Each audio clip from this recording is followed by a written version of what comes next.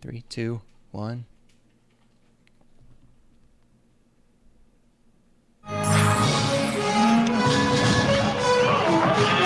In Big Sky Country, cowboys riding high. But they're not Americans, they're Japanese. Cowboy hat and shirt, Levi's, belt and buckle. Japanese are becoming American cattle ranchers, buying huge spreads, making some friends, but also some enemies. American boys fight for this country, and the Japanese are not gonna take it over. Never. Why are they here? Lin sure has the answer. A yen for beef.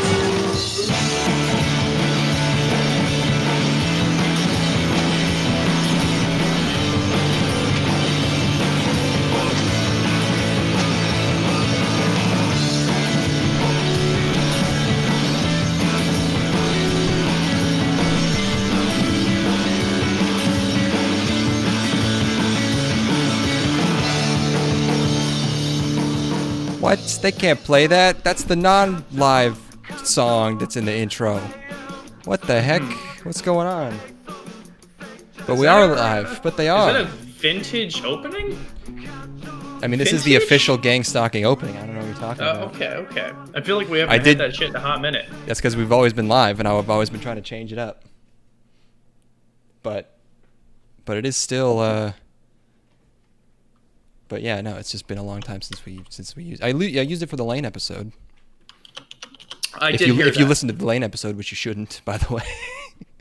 You're missing out on hot content from Beyond the Void if you don't listen to Lane's episode, because it's impossible to make out anything that we say. It's we had coming up very shortly is a supplemental 3-hour podcast we recorded in that cabin. And I gotta say, when we're not talking about anime, that might be the best material we've ever put on I thought so. To make up for the Lane episode. I thought so. That session we had in the I was going to that being like, man, we're exhausted. I think that was the day we did the hike. Yeah, we climbed. Usually that's the weakest day, or it's like, oh, we just climbed this fucking mountain. We ate a bunch of pizza. We're just exhausted. We're totally not on top of our game. But the thing is that we didn't have anything left in us, and I'm like, fuck it, I don't want to just sit here doing nothing. We've got to record something here. I was thinking that, and then you just brought it up, and I was like, oh, okay. Because it's like, but I was just like, there's no way this is gonna work. I'd love to praise this podcast that has not been released yet, but man, it's 3 hours of solid gold. I gotta tell you guys. I thought so. Yeah, it's pretty. I shouldn't hype it up. The secret ingredient is alcohol. We weren't even that drunk. We were over the course of that podcast, we were like 1 to 4 drinks, I want to say, which is really the perfect. We started out lane. We had been drinking all day, and it was yeah. We've just been baking in the sun, shooting guns, and fucking drinking. Somehow both our mics are totally fine in the second one, the whole way through.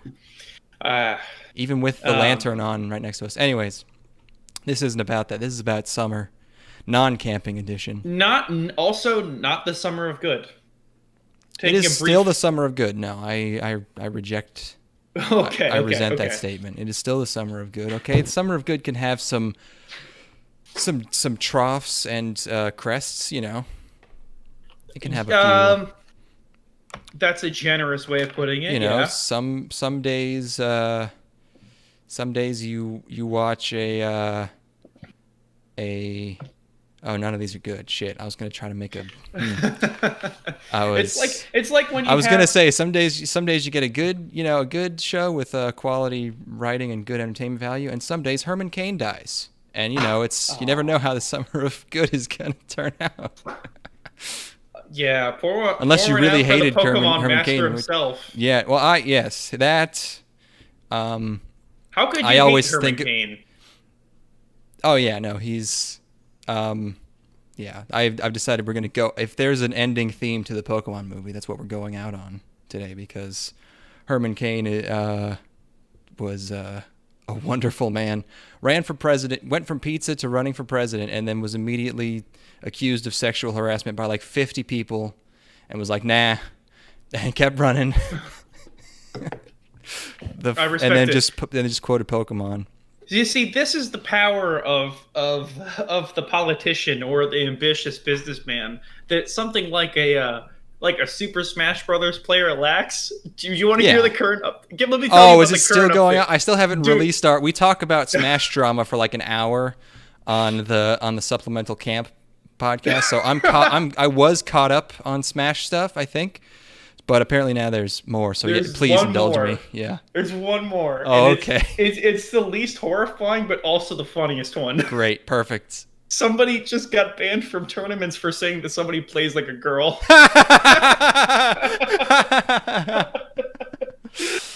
Bobby Big Balls just got banned. Oh, not Bobby Big Balls. Bobby BBB himself, Triple B, got banned for saying that somebody played like a girl. I bet if I like the way I instantly imagined that for some reason was him going like, dude, you play like a fucking like a girl. Nope. Oh no, I fucked up. Oh shit. It was still bad. That's hilarious. Like which is literally just a reference to the Sandlot. Right? I mean, yeah. I mean, that's yes. Yeah. Like that's and that was a joke in that movie because that was like they're calling each other all these mean names, and that's the one forbidden that makes them all like gasp and stop in their tracks, and that's the joke. Well, it also makes you look like an idiot when you say it. Like when people don't understand self-deprecating jokes that are also ironic. Like it's too many layers for them to process because it's two whole fucking layers, and they're if you can make fun of somebody in a way that makes you look stupid. Yeah, no, and that's the joke. Yeah, no, people cannot. They can't risk. They can't risk it. It's like Sam Hyde. It's like Sam Hyde does things to make himself look like an idiot a lot of the time, and it just nobody. I mean, gets I it. can. That's one thing I failed to bring up during the Lane episode is how much The Wired is just $1 Million Extreme. You forget that their aesthetic was a real thing at one point, and it's fucking fantastic. Anyways, I can get not understanding Sam Hyde. That man does some crazy shit, but not getting that. Like getting your ass beat and then going like you play like a girl, man, is like a obvious joke. Whatever, it's useless to. I don't know. Yeah, no, it's just the saddest, most pathetic state of affairs, and it's like, and this is something that's taken place over the past like year, I'd say, is the total pussification of that scene. Because that scene used to be alpha male as fuck, straight up. One of my most vivid memories of listening to the Giant Bombcast starring Jeff Gerstmann, whose songs I ran out of to use for the opening of the show, was in 2011. There was a big scandal because it was just when the fighting game scene was starting to get like advertisers and shit. Mm-hmm. And there was an incident where the entire room in some tournament started shouting, "Rape that bitch." At a fighting match, and of course, I remember listening to this Bombcast panel. Patrick Klepek was the one being like, "This is not cool," and Jeff Gerstmann had this tiniest little inkling of like, but it's like this fucking like these corporate guys coming in, and like he knew there was something up, but he was just like he couldn't. And I remember there's this one sound clip I've been meaning to grab and play on the show because it's so good. At one point, he can't find the words and he just goes, "Sometimes I go to 4chan. Sometimes I need it raw." It's just, sometimes I need it raw is just the best. Oh my god, it was great. I don't know. So the clip that you opened us up with today. I want to talk about that too. I almost considered us having an entire episode dedicated just to that because I recorded the entire story. I was linked to some like old Dateline piece or something, or 2020. One of those. I think it was Dateline. One of these like news shows, late night news shows, or primetime, I think, news programs. And like it was on a YouTube channel called like Russian Documentaries because the centerpiece of like they had two stories that night, and one, in fact, I'm not even gonna mention it because I have the full. So you heard that, the sort of the summary of that piece, Japanese cattle ranchers, right? Crazy. That's a very funny bunch of lines that they had. But what's funnier is how they lead into it because that was their B story, right? They had their big A story, and I want you to hear the way they transition between introducing these two stories to the viewer. This is what that sounds like. Oh, I have it muted. Hold on. Right, unmute that shit. I want to hear it, man. Put the volume. Why are you holding out? I'm sorry. I want to hear it. Tonight, new horrors in Romania. A disaster still unfolding. A 2-part expose. Shame of a nation. So Romania was just about to overthrow its communist dictator. They executed him in December 1989. So this is probably just like earlier that year. And this story is about all these orphanages that house basically disabled children in Romania. And they're very poorly maintained. All the kids are like fucked up and covered in flies and shit. And they got inside and they got all this footage. Human atrocities. Yeah. And so the piece is called "Shame of a Nation," as you heard. Mm-hmm. And this is the very beginning of Dateline. I'll play the rest of it here. Shame of a Nation. And it goes right into that. And it was the funniest. Yeah, I lost my shit watching that. So maybe we should do an entire podcast episode dissecting that entire piece because it is fantastic. Barbara Walters is in there with her fucked up like speech impediment that's more obvious in the late 80s. And this is she's covering the piece on the Japanese folks or on the Romanian folks? It's crazy that she's like she just introduces it and then someone else narrates it. You know, that's how these programs work. It's like she's sitting at the desk and it's like, we have a new revelation and then someone else fucking takes care of the rest of it. So it's funny that I always love how specific Japanese people fixate on aspects of American culture that don't exist anymore. Wait, I'm sorry. What? They're Japanese. Oh, okay. I was wondering what race they were. I forgot. And meanwhile, I was thinking about how much money would I need to buy property in Japan? And it's this cultural exchange because Westerners love that Japan and Japanese love those Westerners. It's really a beautiful thing. Yeah. They love our freedom, and we love their comfort and their complete distance from everything. We love their competent urban planning. That's the biggest thing. And lack of mass social unrest. Yeah. And they love our mass social unrest. They're like, hell no. They're like, what if we had small scale social unrest like a cowboy? Yeah. There's no social unrest, but what if I could bring it if I wanted to? Yeah. I'll bring the social unrest. Except not. They're like the most polite. That's my favorite Buckle, Public Enemy song is Cowboy Bring the hats? Social Unrest. Mm-hmm, yeah. Gonna bring the social unrest tonight. But yeah, I looked into it. It's like you need like $300,000. Yeah. I've been looking at big plots of land upstate, and it's like, yeah, I could buy I could afford $100,000, but that's it. I couldn't build anything on it, and that's a problem. Yeah, you'd be tenting for a good long while. You better get yourself a nice Amish outhouse. Yeah. I could join. Can you join the Mennonites? I don't know.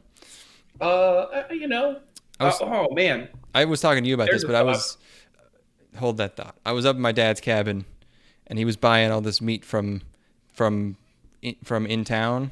And in town, there's like one place that everyone gets their food, and it's this Mennonite meat shop. Mm-hmm. And it's this. You drive through this tiny village, and the hugest lot by far is in this village is this gigantic gravel parking lot that's overflow parking for this tiny little meat market. So everyone must just go right there. It's amazing. Mm-hmm, mm-hmm. Anyways, what were you saying? How was the meat? It was good. We had some pork patties. They were very good. We had some marinated chicken. Dad doesn't know how to. He's excited about his cabin. Me too. Yeah, no, it's great. I caught a gorgeous rainbow trout. I didn't get to eat it because it flipped off the hook, but yeah, he I need to figure out how to teach him how to grill without sounding condescending, but it's like you can't check if the chicken's done by cutting it into a bunch of tiny pieces while it's on the grill. No. You lose the juices. Yeah. I mean, I guess he didn't have a thermometer, so it's like, what are you going to do? But give it at least 10 minutes, man. Thick pieces of chicken breast. You should just undump the full autism on him. You're his I son. did that with the fishing. I'm not going to do that with everything else. Like, Oh, why not? I just Still don't appreciate it. I don't He'll know. Be like, damn, you're a serious coxman, son. Look at your grill work.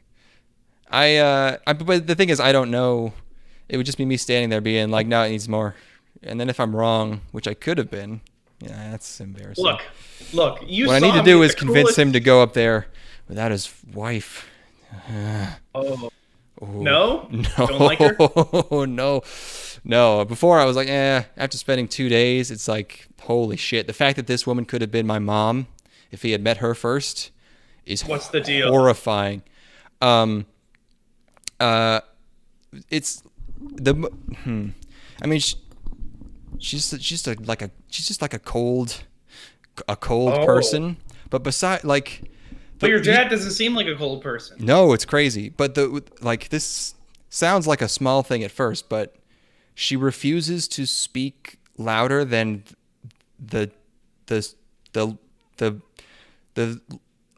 quietest your voice can possibly be. That's not a whisper, where your vocal cords are actually engaged. If I were to talk around this volume? Yeah. She will not talk louder than that, no matter what the situation. It doesn't matter if there's a fucking lawnmower like directly behind her or anything, and nothing's and she'll be across a yard, or just okay. It's like not. It's like it sounds like a weird nitpick or like a weird little quirk, but if you saw her do it and heard it, it would be immediately ridiculous, and it wouldn't be like, oh, that's a weird thing she does. It's like, why are you mad at me? Like, it seems like a spiteful. It's like something a little kid would do. Like, I refuse to talk any louder than this. How old is she? She's like as old as him. She's in her 50s. Okay. And also another small. It seems like a small thing. She said she didn't want to eat any more meat after we had one meal of a single pork burger. She didn't want to have any more meat the day after that. Like for lunch, we had bread and cheese and like ham. But did that prohibit you from eating meat? Yeah, my dad was like, "What should we have for dinner? We haven't eaten all day except for that tray of like bread and cheese." And she was like, "I don't want any more meats." Well. And so we settled. And so we settled on no. And so we settled on chicken, which she decided was not meat, which she defines as red meat. Which we had pork, which is also not red meat. It's not a. It's a weird. Okay. Okay. You guys got off on the wrong foot. It doesn't seem like you guys had any sort of. It's not like this is what me meeting her. It was like before. It was like, oh, she's just like kind of a quiet, not just not very enthusiastic person. But she's really just cunty about everything. It's wild. I wonder what your dad, because your dad seems like a fun guy. Yeah, but he like. I think he realizes that he's kind of a dummy, but sure. So that just allows him to just like every response she has to everything is just like some sarcastic like, yeah, I'm not sure that's how it works, and that's all she says about anything is just him. It's just her contradicting him. Well, you know what? Sounds like he got a fucking cabin out of the deal. It's because she sold her insanely expensive house in New York City. So yes, it is. So I guess worth it. Fucking W to me. Yeah. But look, man, he gets to go on his boat. He gets to pretend he gets a little bit of quiet time out on the lake when we know that there are horrible children screaming. I told you about all the children. Yeah, in the bay. Yeah. They're not horrible. It's just like, I don't know. Yeah, I don't mind children. We can want some quality time alone with your dad. I got plenty of that. No, that's fine. We went on a bike ride. We went fishing. No, there's nothing wrong with that. That's good. Yeah, I have your relationship with your dad since I've known you has become it's improved dramatically better. Yeah, that's good. Well, we switched. Now my sister doesn't talk to him anymore. I don't know what he did. He probably said like, you can't bring both your boyfriends over here to sleep over, honey. And she was like, what the fuck? And just hasn't talked to him. Well, here's the thing is that once I dominate your sister, Mm-hmm. I will Please, set her someone straight. needs to tame her. Can you just get on with it already? It's been a break her in. joke. Yeah. Yeah, just fucking. I'll ship her to you. I Look. don't care. Look. I'm the best slay she's ever gonna get. So Great, man. Go for it. Look, I've been giving you the green light for years, and you're just like, I'm gonna do it. And I'm like, okay. It's just a fallback plan. please. It's not my number one. I don't want to marry my. I guess it's really like my mom's wedding is tentatively scheduled for May 1st of next year. So okay. that's Well, you have plenty of time to gone. plan. Yeah. I don't need a plan. Okay. Planning is planning at all is planning to fail. You That's need to true. go in completely without any sort of idea. First of all, you need to be so inebriated you could barely stand up. That's rule number one. Good thing it's a wedding. Anyway, so the thing is that if I marry your sister, you probably would have to be my best man, and I don't want to make you give a best man speech. I would give an excellent best man. Are you kidding me? Okay. I would have to pretend I was forced to, but I secretly really want to do it. Okay, Yeah. so you would just rail on my future wife? Yeah, no, I would make fun of her. I would talk shit like that. Okay, That would be okay. hilarious, and everyone would find it funny. Everyone who knows her would find it funny. It's like, wow, why is the greatest guy in the world marrying this cunt? Well, I mean, that's might be a bit much, but you know, Wait, I have what? jokes. I don't understand. I have jokes. Yeah. What? Is this thing on? Anyways, this putrid bitch is fucking. It's all right. It's all right. Yeah, no, it would just be I've had jokes planned for this in case I ever had to, like, got the it's like, I don't know, I would probably have to come up with some good ones, but what I have is like typical, like, you have to talk about how you had to talk about how you developed the speech that you're giving, and you're like, well, I'll just think about what he loves about her, and then I decided, hey man, have you heard her talk yet? This is good. It's not official. You can still leave. Blink twice. Okay. I'll have you out of here. It's just like that kind of material. It's good stuff. Drunk people love it. You got to wait until everyone's wasted. Yeah. The thing is that we're gonna have a sort of non-traditional ceremony. You always talked about having blunts at your wedding, and I was like, that's lame. Have you matured out of that? I've matured to hard psychedelics. Okay, great. Yeah. People are going to have vision quests at my wedding. We're going to get a field. My wedding's going to be organized by fucking the French guy. It's going to be in the middle of a field in Wyoming. The Answer the Void guy. Yeah. And you have to take Wyoming. hard psychedelics to participate. You'll all be dressed in white. It's grandma's. Anyway, let's move on from this because we have shit we need to talk about. Wait, I think there's a pretty important piece of current events we're forgetting. Oh? Japanese are becoming American cattle ranchers. Have you heard about this? No. Okay. Let's man. talk about it. Talk about summer shows, summer anime. Yes. Which we watched all of. You watched all of it. I watched some of it last night and a good portion of it today. Okay. Started off with Dokyuu Hentai HxEros. Mm-hmm. HxEros. Yes. H by Eros. If I thought I was so sure this was going to be a light novel because usually you can tell because of the X and the word hentai and also the word eros. Yeah. Pretty much everything in this title that's not Dokyuu, because I don't know what that shit means. Yeah. Probably something sexual. But then it turns out it's a manga.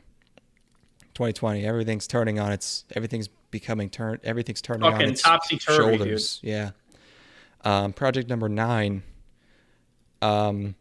Oh, right. Okay, so I got it at some point. It's HxEros. It's heroes. It looks kind of like heroes. That's a funny pun. It's about a boy who has a childhood friend, and he becomes a hero who fights horniness stealing aliens by getting naked. Was there something we watched recently where I was claiming that it was propaganda to get Japanese people to fuck? Everyone says that. Everyone makes that joke about every lewd show. Well, isn't that just the thing that's sapping the Japanese of their ability to fuck?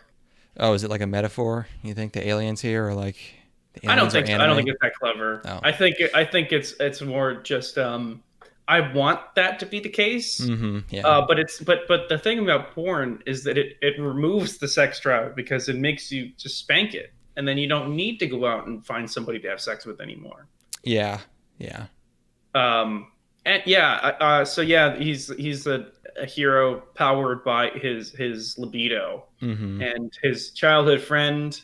The only thing in the entire episode that really I thought was funny was the aliens. So the force that they're fighting, they're these like super generic sort of insect. They're Sentai alien, foes. But they steal horniness. The only thing in the entire episode that I thought was funny is when they were children, like maybe like 10 or something, an alien sapped the horniness from his childhood friend and was completely overloaded by the amount of erotic energy that she had, which I thought was good. Like a 10-year-old girl. Yeah, she had she must have 50 times the amount of erotic energy. Yeah, the alien brings that up and then just like keeps going and gives an entire speech about how horny she is like a completely different paradigm from everyone else on the planet. Yeah, it's pretty fun. That was a good bit. The rest of it totally under remarkable by my reckoning. Yeah, I mean, it's mostly just like one of these. I've lost the vocabulary to even describe these because I've seen so many of these. It's like it's a sex joke. It's a joke. It's a sex joke Sentai comedy show. Yeah, it's like what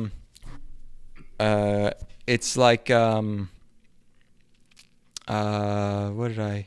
This got me thinking it's about. It's like Dime Dollar, but with. I was going to ask about Dime Dollar. It's like Dime Dollar, but with melodramatic flashbacks for the same to this flashbacks to the same thing 10 times in one episode. Like they ran out of material, so they just keep cutting back to this one interaction he had with this girl in like the jungle gym.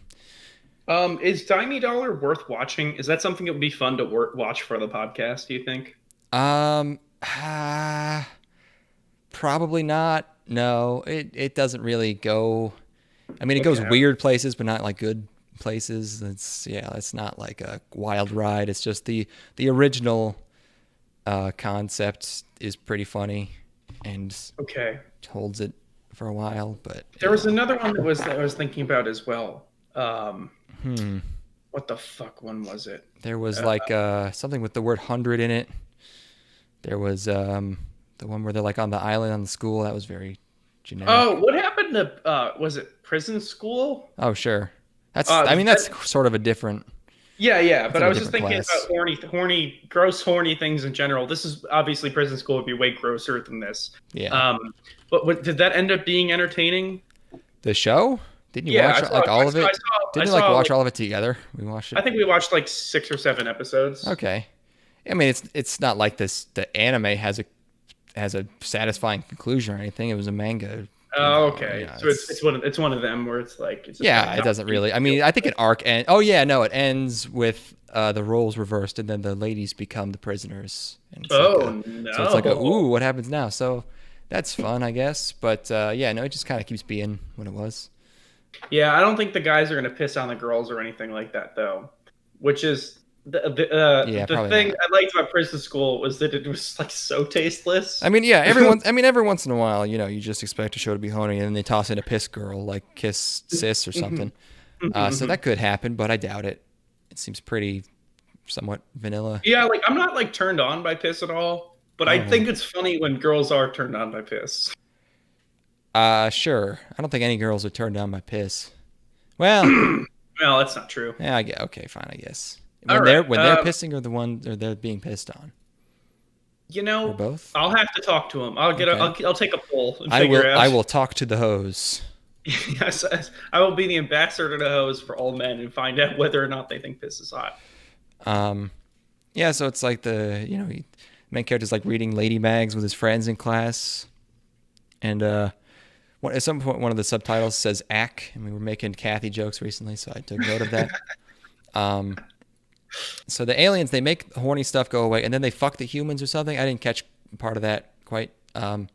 This is one like I thought it was really dumb at first, but there were some parts that made me laugh. Like there's a really expository news report which isn't fitting at all for the people who have been experiencing this phenomenon for 5 years. Sure. But it's a really good bit where the news anchor is talking about it, and then they have a scientist on who looks like a random hobo that just wandered in, and he starts screaming about shit to the point where the anchor lady gets visibly uncomfortable. Like, that's a good one-off gag, and I hope he doesn't end up being a main character. He didn't in this episode. I hope they just leave that, because that was a good bit. One-off bit. Yeah. So then This then show there's doesn't have that kind of restraint. You know for a fact they're going to cash in on that shit. Could be. They're like, oh, we got a good goof off. Let's really milk this thing for everything it's worth. Yeah. And there's a huge green penis in the street. They blur the alien at first. Maybe that's the news crew that's supposed to be doing that. And to show us how the aliens sap the juice, they show an Idol concert that the alien shows up at and makes not horny anymore. I liked that. There was one other goof I liked, which was the Idol. They're like, I'm gonna go get a real job because they had their horniness sapped. Yeah, so her tits pop out and they don't even care. Or no, it's before. Yeah, and then they start by caring, and then they don't care. And then they play ass rock. I thought that was funny. That was good. It's a very ass rocky track in here. I said this is what SSSS Gridman should have been, which I was only half joking about. So yeah, there were some parts that were ridiculous enough that I was like, all right, that's pretty good, but it wasn't worth justifying the whole episode. There's a really farty ass carnival soundtrack that's besides the ass rock. Everything else was like, what the fuck is? It's weird. I wasn't talking. No, I wasn't saying anything. I felt like about halfway through this, I'm like, this should have just been 12 minutes. This should have been short. The more of these we do, the more convinced I am that all of these should just be shorts. All this shit, no one even cares. Yeah. Animation it wouldn't get better. No, they would just cut the costs. Yeah. I don't know. Sorry to cut you off, bro. I was not talking. I don't know what you're. But then at the end of the show, the girl from Robotics Notes shows up, and there's some other ladies. Oh yeah, so it turns out he's already been living with a bunch of ladies. So that's nice. Yeah, you know. I didn't loathe watching it. It was it's unremarkable. It's in that same genre. You know if you like that thing. Lapis Re is another show. This is a Japanese multimedia franchise created by Who could have fucking guessed? K-Lab and Kadokawa Corporation. We need to discuss something. The Mayochiki guy wrote this. No, it's good. What's the problem?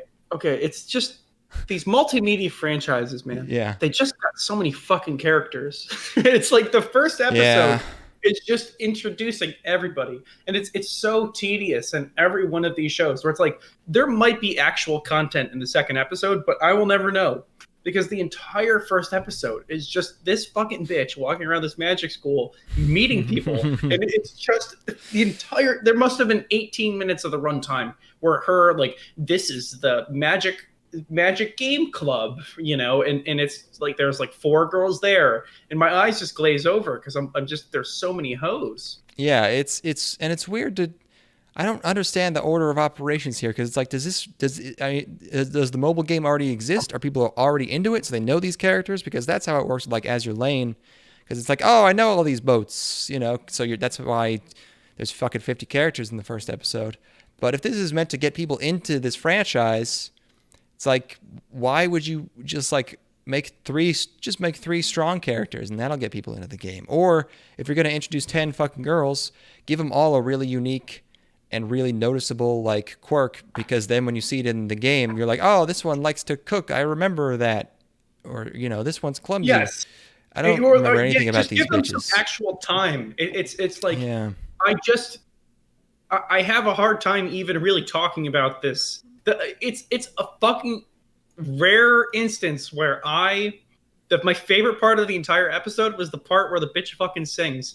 I remember. Yeah, she starts a cappella singing. I was like, oh, you know how much I hate that. But yeah. I was just like, oh my god, we just had a period of 3 minutes without introducing a new character. I was so relieved. And you know what? Actually, my favorite part of the entire episode. Have we even talked about what the content of it is? No. You said she was in a magic school, which is true. That's another thing that really disappointed me. Is it starts out, it's like she's in like a horse-drawn carriage. It's like old-timey. And then she just goes to like generic future Japanese magic school. And they're all in like future outfits.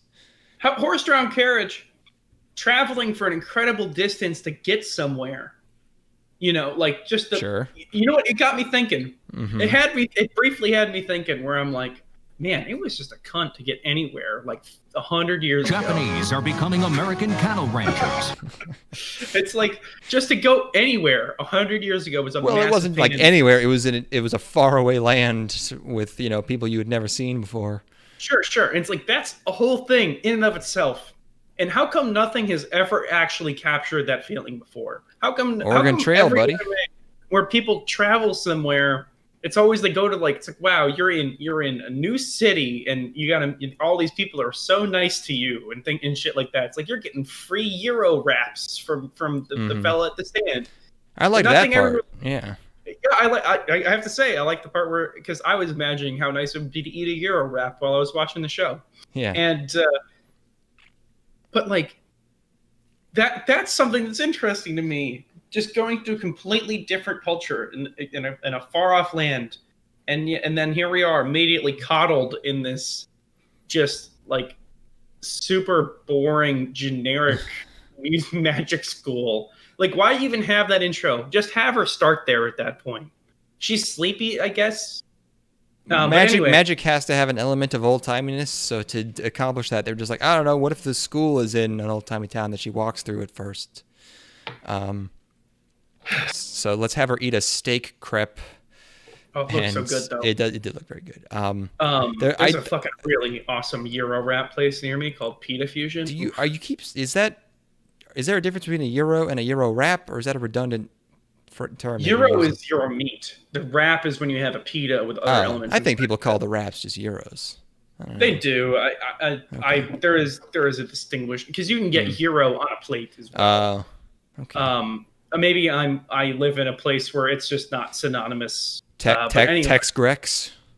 Dude, Tex-Grex is fucking smacking. Next time you come down here, we're gonna go to Pita Fusion. But anyway, that's pretty good. What was I talking about? Okay. So you go to the magic school. They go check out all the clubs and activities you can do at this magic school. Yeah, it's like it's like stolen from LWA, Little Witch Academia, which is stolen from Harry Potter. So it's like 2 degrees removed. The soundtrack could be recycled from Little Witch Academia, and I don't think I would notice. I was like, this just sounds straight up familiar. Her name is Tiara. She can heal things. She tries to use Watakshi, which I love. I like that about her. She is cute. The method of flight they have is dumb. Oh yeah, they were like, okay, brooms are old and busted. Yeah, we need to change it up. The one thing that we need to change up about witches, they have them. They ride flying saucers. There's a brief moment where Homegirl... And they have a Quidditch equivalent, but they're on flying saucers. Homegirl needs to get a dorm room, and that gets resolved in one scene, and she's going to live with her friend who's giving an orientation or whatever. Yeah. And they're going to dorm room... They're going to get in a dorm room together, and they're going to have awesome times or whatever. My favorite scene in the entire show is it's not even a scene, it's a continuation of the scene where Homegirl's singing on the roof for some reason. The friend character just sits and appreciates the view and lets the beauty of the night wash over her for like 10 seconds, which is more time than anybody is ever allotted to do nothing in an anime ever. And I appreciated that, especially in a show with this absurdly breakneck pace to introduce way too many characters. I liked it. That was my favorite 2 minutes of the entire 22-minute period is where nothing fucking happens. Sure. Yeah. It was lovely. They're overlooking the city, and the city's beautiful. They're noting how beautiful it is because there's all these fancy magic lights in the town. I mean, that was just it. I mean, that was in Girls' Last Tour, wasn't it? But better. Of course. But like, compared to just introducing a bunch of characters I remember nothing about, it's high art. Mm-hmm. You know what I'm saying? Yeah. There's one shot that I swear they forgot to animate her lip flaps for. You know, I noticed that I not in this particular show, but did it feel like there was some really cheap animation this season? Just like Well, I mean, really... I feel like people are not maybe saving their A game for next year, so maybe they didn't release the best of the best this season. So I don't know if it's. I got just a number of instances where like people are supposed to be doing a movement, but they just shake in place. It's like they're in fucking Aliens Colonial Marines over here. Yeah, or it's like somebody's supposed to be walking, but they just have this. It's not even like a traditional walk cycle. It's just like this weird sort of jarring, juddery movement. Ugh. Yeah. I don't really have much Some more to South say about Park this. X-esque. You play the opening like halfway through. Dear Lord, how many characters are there? Okay, similar opinions. She ran away from her parents. They slowly introduced that drama after 11 minutes of having fun. And then she has a sister that's dead or maybe evil or estranged or a whore or in prison.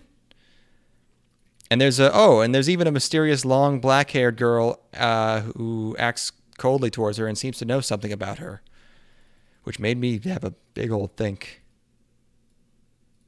Damn, thought-provoking show. Yeah, this my be noggin. like, oh, my noggin's about to pop. Mm-hmm. I'm gonna pop the cord. So, yep. And they say all these weird little incantations before doing anything, and it creeps me out. And they set up the conflict at the end of the main conflict at the end of this episode is that if they get bad grades, they'll be expelled.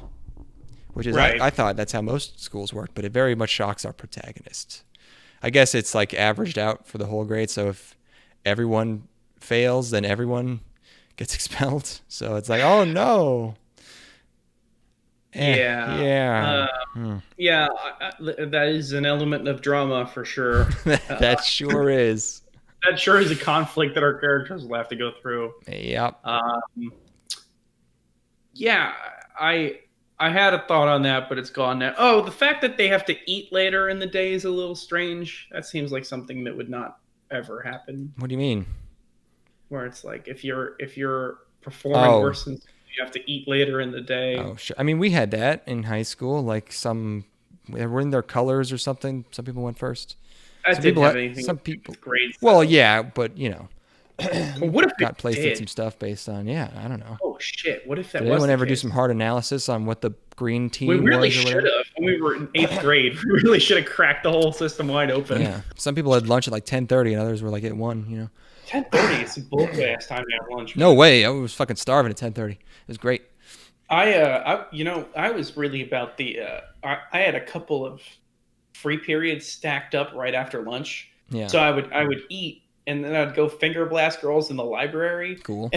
and then I'd have another library period all to myself to think about what just happened.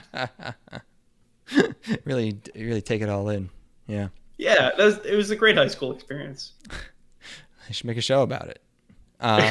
Ready for the next one? You bet, man. Always.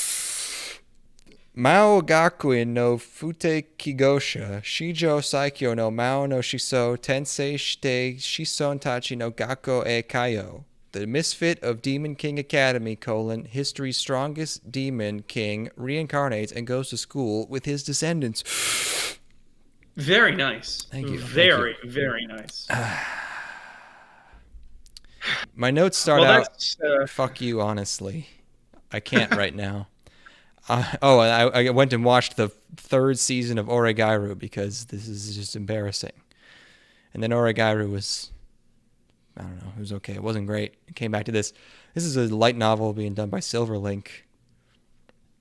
Oh, that's the wrong screenshot. This is the right screenshot. This is another magic school. I didn't even notice that because I watched another show in between these two. But it's another one. But this one's got a cool demon guy. This one's better. Okay. I like this one better because it's not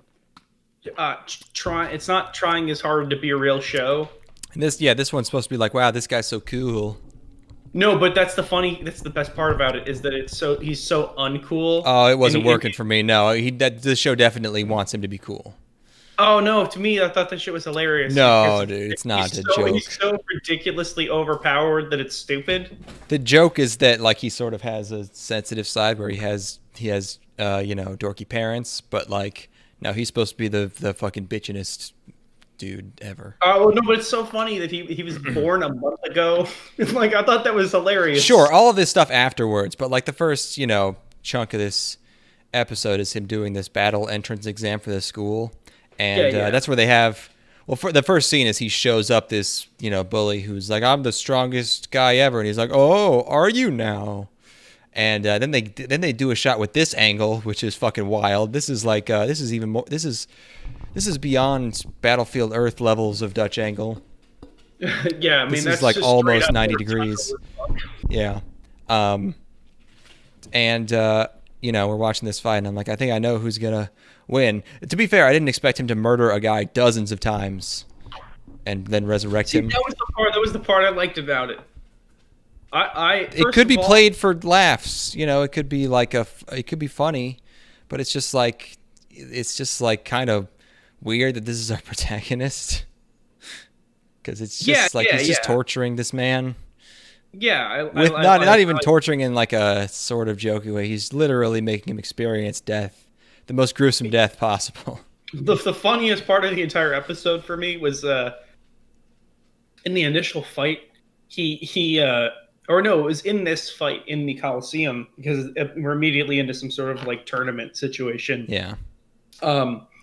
He defeats him using the pulse of his heart, which I thought was hilarious, because I'm like, that is truly a boundary that has never been cracked before. That is the stupidest, most ridiculous OP thing ever. Okay.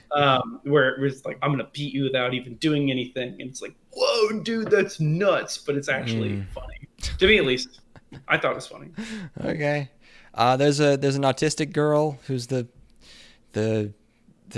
more relatable one, I guess. I usually like those, but this one's really bland, especially. Oh, she has nothing going on. There is zero behind those eyes. But she meets his parents. I like his mom. He is a month old. The guy he beats at the beginning of the show comes back, this time with goons, and then I think he really kills them that time, and then becomes a zombie, and then everyone's yelling.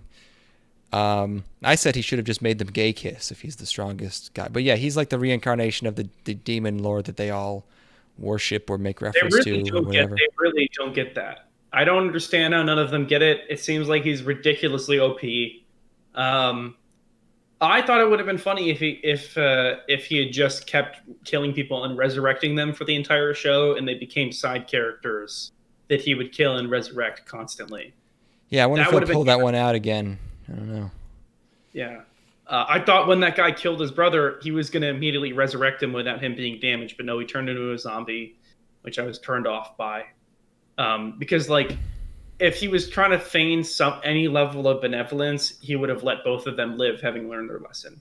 But that's, do they live at the end? Yeah, they come back. Do they? Yeah, I think so. That's what I wrote in my notes, anyways. I don't know. My only takeaway from this is that I miss Hataraku Maou-sama. That was a good show. Yeah. Yeah. So there's your. Think about that Maou-sama. There's your protag is God show for this season, I think. Next up, Monster Musume. No, not the good one. Monster Musume no Oisha-san. Very much not the good one. Monster Girl Doctor. No. I don't. No, yes, you're a fucking idiot for assuming this is related to Monster Musume, the property that's good and fun. How could you ever make that mistake? No, not a copyrighted term, Monster Musume. Light novel, Arvo animation. They did Bokuben with Silver, and also this, and that's it. It's this guy. I feel like I've seen him before. Like, I think he might be the guy from the cell phone isekai, where he's in an isekai but he has a cell phone. I looked it up, but I think they looked the same. I was like, holy shit, how did I nail that? He has like a robe and sandals, because he's a doctor. The other guy wasn't a doctor. I don't know why he looked like that. I guess he was like just a neat or something. they didn't look. If you're gonna do a hot monster girl show, can you make the monster girls hot? You need to get creepy. You need to get real creepy. I mean, like there'll be some weird shit. Like they'll lay some eggs. Yeah, no, but like this first episode is not creepy enough, and it's like, okay, it's ugly and gross, and like it's just a very aesthetically unappealing, unsexy show. So if you're gonna do that, scrape the fucking bottom of the barrel. I mean, it's like there's one point where it's like sort of rape stuff. That's kind of creepy, I guess. It's not creepy in like a esoteric and like kind of very fringe way. It's not like he's fucking digging into a cloaca for. He's not squeezing any anal glands on a dog girl. No, that's what you should be doing. Otherwise, probably, yeah. Yeah. Why? What's the purpose? What are you bringing to the table here with your monster Musume show? Fucking my ass. Fucking. You're like scraping. Look, you're talking about preparing hooves for fucking horseshoes. No, thank you. Not dirty enough, I say. Yeah. That's not really an inherently. It's the only thing sexual about that is that she's like yelling no and they're holding her down. They inserted sexuality into something that's unsexual. Why would you do that? Straight up. He's got a why nurse. wouldn't you exploit the natural sexuality of horses? You seen those cocks? No. Why would you go to the cock? But dude, we're talking real gross. I'm talking like I want nasty shit. I was like, when I watch a show of this type, I want to be grossed out, and this just didn't do anything that was even close to that. It wasn't even like vaguely erotic. There was the part at the very beginning when he touched the cowgirl's tits and they were sensitive because she was knocked up. Yeah, it's hand-performed mammograms. I don't know if that was a thing in the olden days. This is like a non-modern. They're like in olden times in this one too. He's not receiving erotic pleasure from it. No, he's just a doctor. But if you're going to do that, you need to go way more sexual. Like if he's not going to get any sort of erotic pleasure, well, she's clearly she's feeling tingles. She's getting something. They're sensitive because they're filled. They're sensitive because she's feeling it. She wants it. She wants the dog cock. You saw her husband. He's fucking. He's in the other room. He's not here right now. Okay. Dog brain. He doesn't exist. He's not in the room. You could either do he gets turned on by things that aren't horribly erotic, or B, he is completely unfazed by things that are incredibly erotic. They should make him like a doctor who's constantly fighting the urge to fuck the monster girls. And he's just like drooling and sweating and I don't know, something like that. And I don't even think this is necessarily like I think pretty much anybody should have this opinion. Like I don't think this is. I mean, I guess the bit is that all the monster girls want to fuck him, which I guess is fine. No, but they don't want it enough. He's not pinned at any point. Sure, yeah. And I don't like his sandals. And also the snake girl in this show is not nearly as cute as Mia from Monster Musume. Yeah, this is all just too tame. I was not turned on or grossed out. Complete failure. And also, here's a weird thing that maybe a lot of people wouldn't have noticed because, like, who pays attention to this kind of thing in a show? But the conversations are, like, weirdly incoherent. Like, stuff gets brought up that goes nowhere. Bits get set up that never pay off. Like, at one point, his snake girl assistant starts drinking a gallon of whiskey. Oh, yeah. And nothing happens. The scene just ends. Yeah, he doesn't try to rape him or anything. There's no joke about, like, she gets drunk or she gets frisky. And there's also the thing about, like, how the horse girl is like, she's part of the postal delivery clan or whatever, but that doesn't pay off. Sure, yeah. I mean, the plot is, like, about her doing these fighting matches in this Coliseum.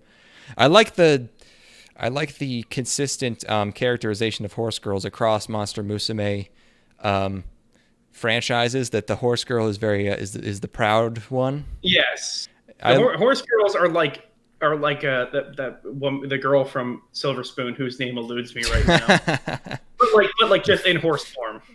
Yeah. I know if it's not going to be like a super horny show, I like that. I at least want to treat them like pets, where I'm like, this one is like this, which the closest they get with that is the horse girl, because she sort of has a personality, but the other ones I don't remember really. But yeah, Snake Girl gets jealous. I guess that's her thing. Sure. Not Whatever. grossed out, not turned on. No, thank you. Yeah, Snake Girl isn't even like yandere. She's just like, as soon as things start going too far, she's like, hey, and then she grabs him with the tail, whatever. She's just like a bit of a defensive girlfriend, which is lame and not sexy. Mm-hmm. I thought the resolution of this episode was that like she has this problem that no one can figure out what it is, and she's bad at her fights, even though she's supposed to be the best of the best. And I thought it was going to be like a psychological thing, and he was going to give her a placebo. I thought that would have been clever, but then they just have to hold her down and force hooves on her. I thought she was going to Horseshoes. be like I thought she was going to be in heat. You thought it was? Oh my god! You thought this was fucking? You were spoiled by interspecies reviewers. That's what happened. You thought everything was like that. No, that's a once in a decade level of depravity. Yeah, depravity, degeneracy. Like that's the bar now. Like, oh yeah, no, it's I don't know if interspecies reviewers is going to be topped in terms of that. Yeah, that's the nastiest damn show. Spectrum, yeah.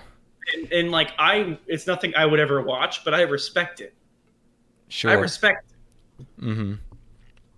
Anyway. Yeah. So, yeah, horse pussy. I mean, she's just panicking, and they like gag her with the snake's tail, and that's a little. It's not hot enough. Okay. Yeah. So, and there's a weird technique they do to make a character's face move in on a close-up. Oh, there's all kinds very of strange shots in this where they do like fake. Yeah, they're trying to cut corners in some weird newfangled tech way. This was the first inkling I got that this season was going to be cheap. It looks like ass. This one, yeah. This looks complete dog shit. Like even just beyond the character designs, like any sort of movements, you know what it was? The thing that really clued me in was the lizard girl that the horse girl fights at the end. She's supposed to be like getting into like a ready position, and she just flails around like without any sort of clear action. I wish I had a gif of it because it's the funniest looking shit ever. But yeah, I was just laughing my ass off at how she was animated. That's funny. It's like one particular. It's like they just loop with the same animation for like 3 seconds. It's hilarious. Yeah. All right. Yep. Speaking of things that look weird, maybe for a different reason, the God of High School. Yes. Which I heard the title, I was like, hell yeah, motherfucker. And then I read that it was a manhwa. So, never mind. Garbage. I was so pissed. I was like, That's man. a Korean project then? Yes, it's a manhwa. Animated by Mappa, though. This is a Crunchyroll original. It just keeps getting worse the more I read about it. I was like, oh my god. Yeah, I shouldn't have looked anything up about this. Everyone involved in this show's name is Park, so I'm not gonna even try and. Everyone's Park. Who made it? It's Park. Who directed it? It's Park. Voice actors? No, they're Japanese.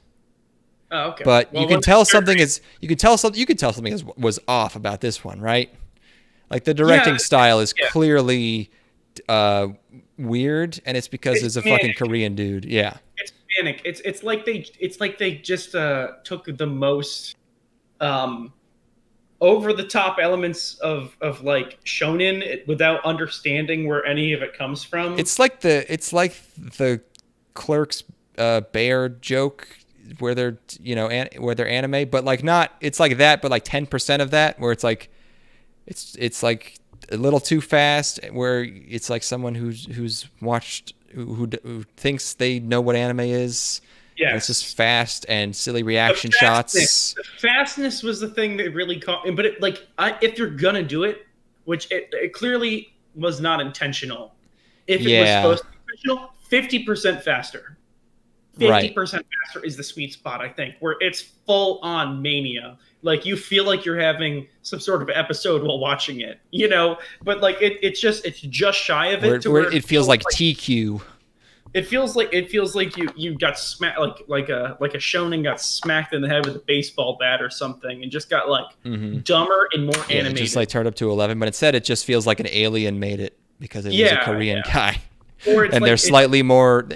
I feel like my theory is that Korea is just more Americanized, so they have shorter attention spans, so their shit's just faster. Yeah, they're watching more YouTubes. It's almost like if you took a Netflix, like somebody who we grew up on Netflix anime and had them make an anime series or something. Yeah, it's like can't be boring. Like I've been watching I've been watching the world's most fine-tuned to be as addictive as possible material, and I tried to make that, and it was kind of weird to watch after watching a bunch of anime. It's almost like My Hero Academia, but the people who grew up watching that. That's what I would compare it to. Yeah, this is what the people who are currently really into MHA will be making. Yeah, it's like you clearly have there's the depth of their knowledge of anything of the outside world is completely limited to like tournament arcs. It's the only thing that they know is main characters are excited and want to fight in tournament arcs, and that's it. That could be great. That could be great. If it's 50% faster, which it's not. Right. Or just like or was like really good. It doesn't have to just be sped up. Like there could be like human emotion behind it and like a strong main character. Right. But, I do have to say, it seems like I like this a little bit more than you did. I just hate Koreans. Okay, understandable. Oh no, my film career's done. You don't? No, of course not. I love Koreans. Yeah, I would love to make sweet. Actually, I've had sex with Koreans before. As a whole, as a collective.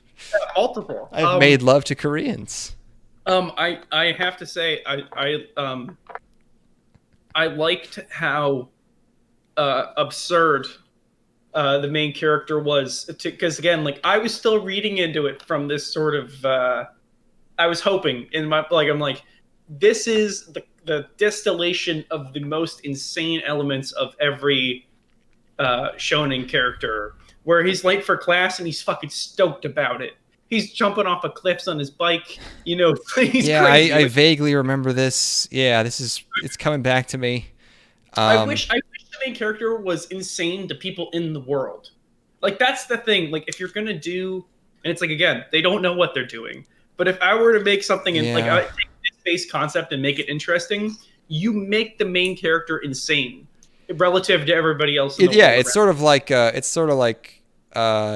what's Trevor from GTA 5, how he embodies the player from past GTA games and actually is the one person who makes sense in that world, and to everyone else he's just a fucking insane person.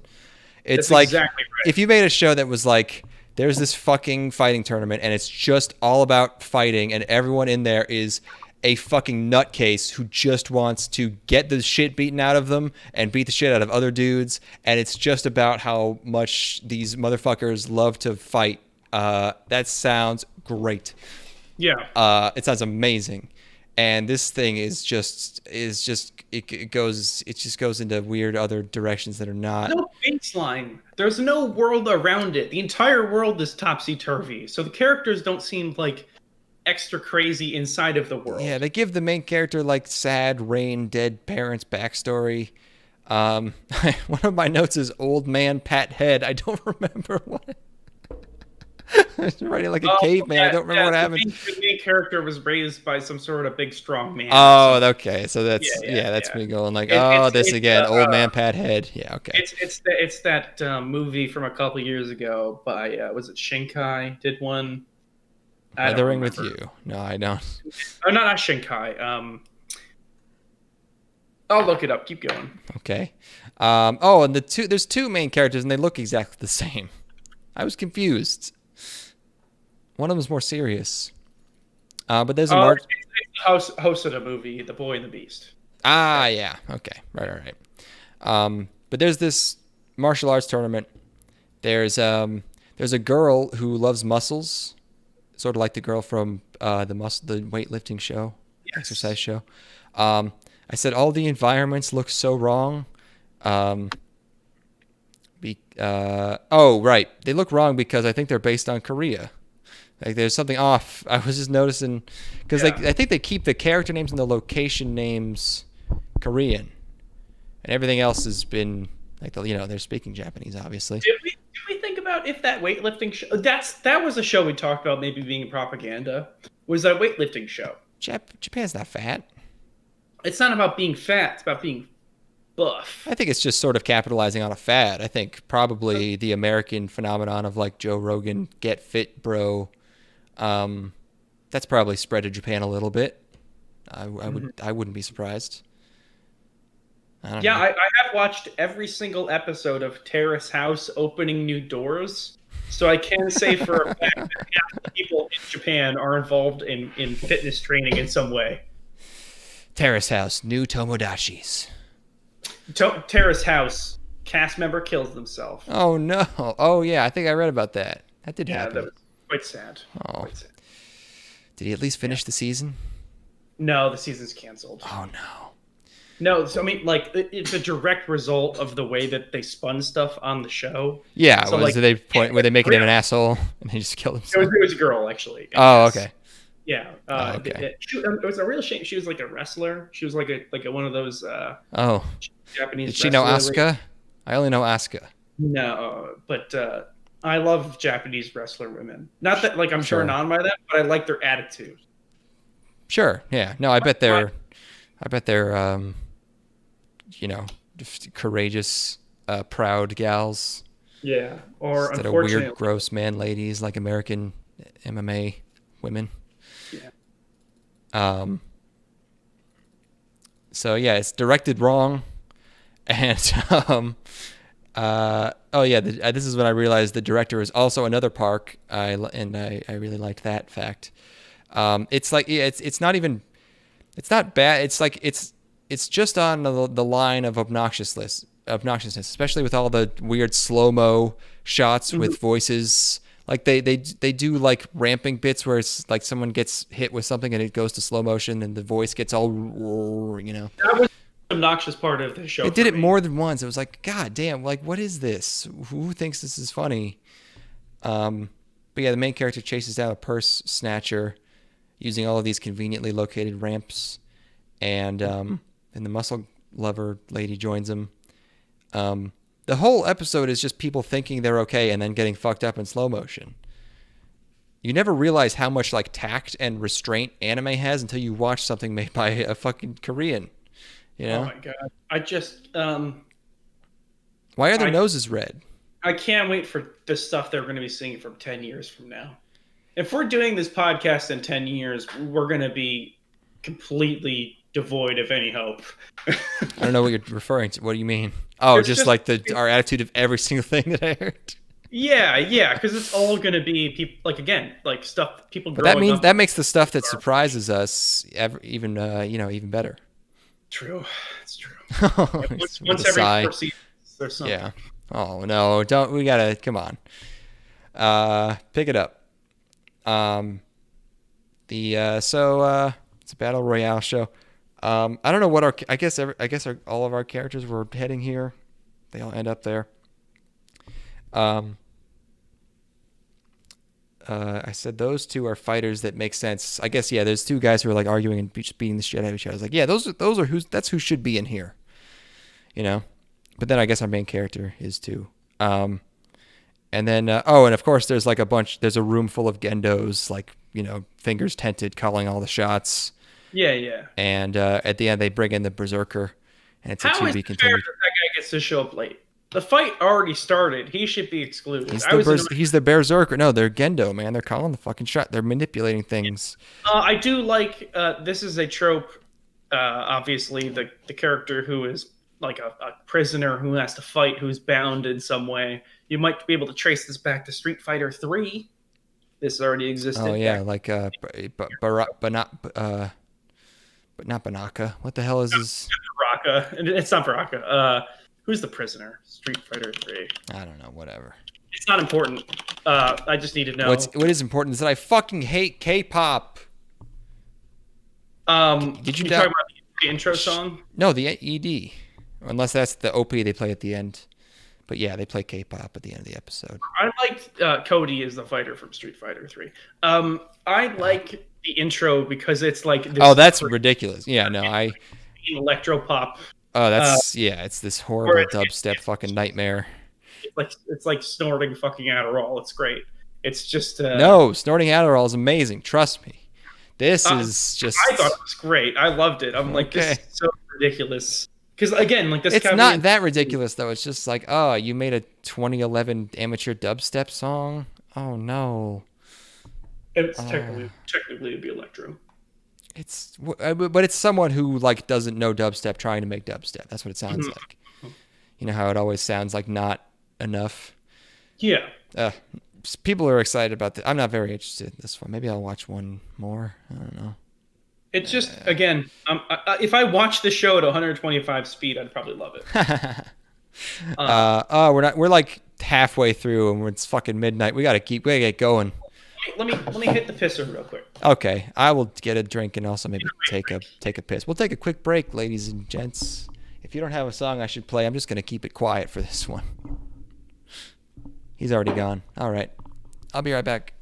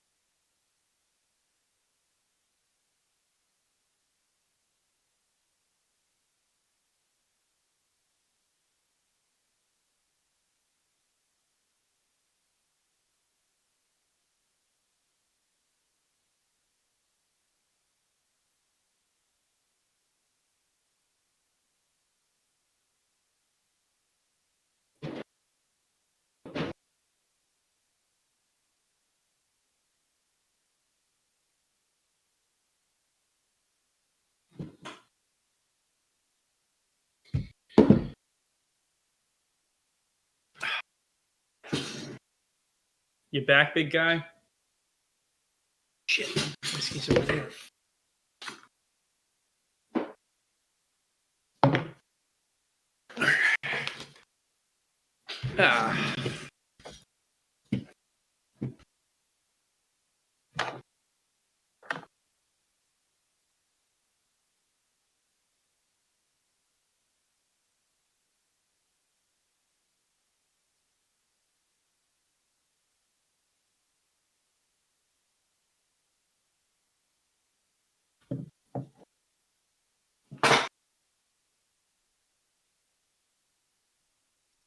I am back.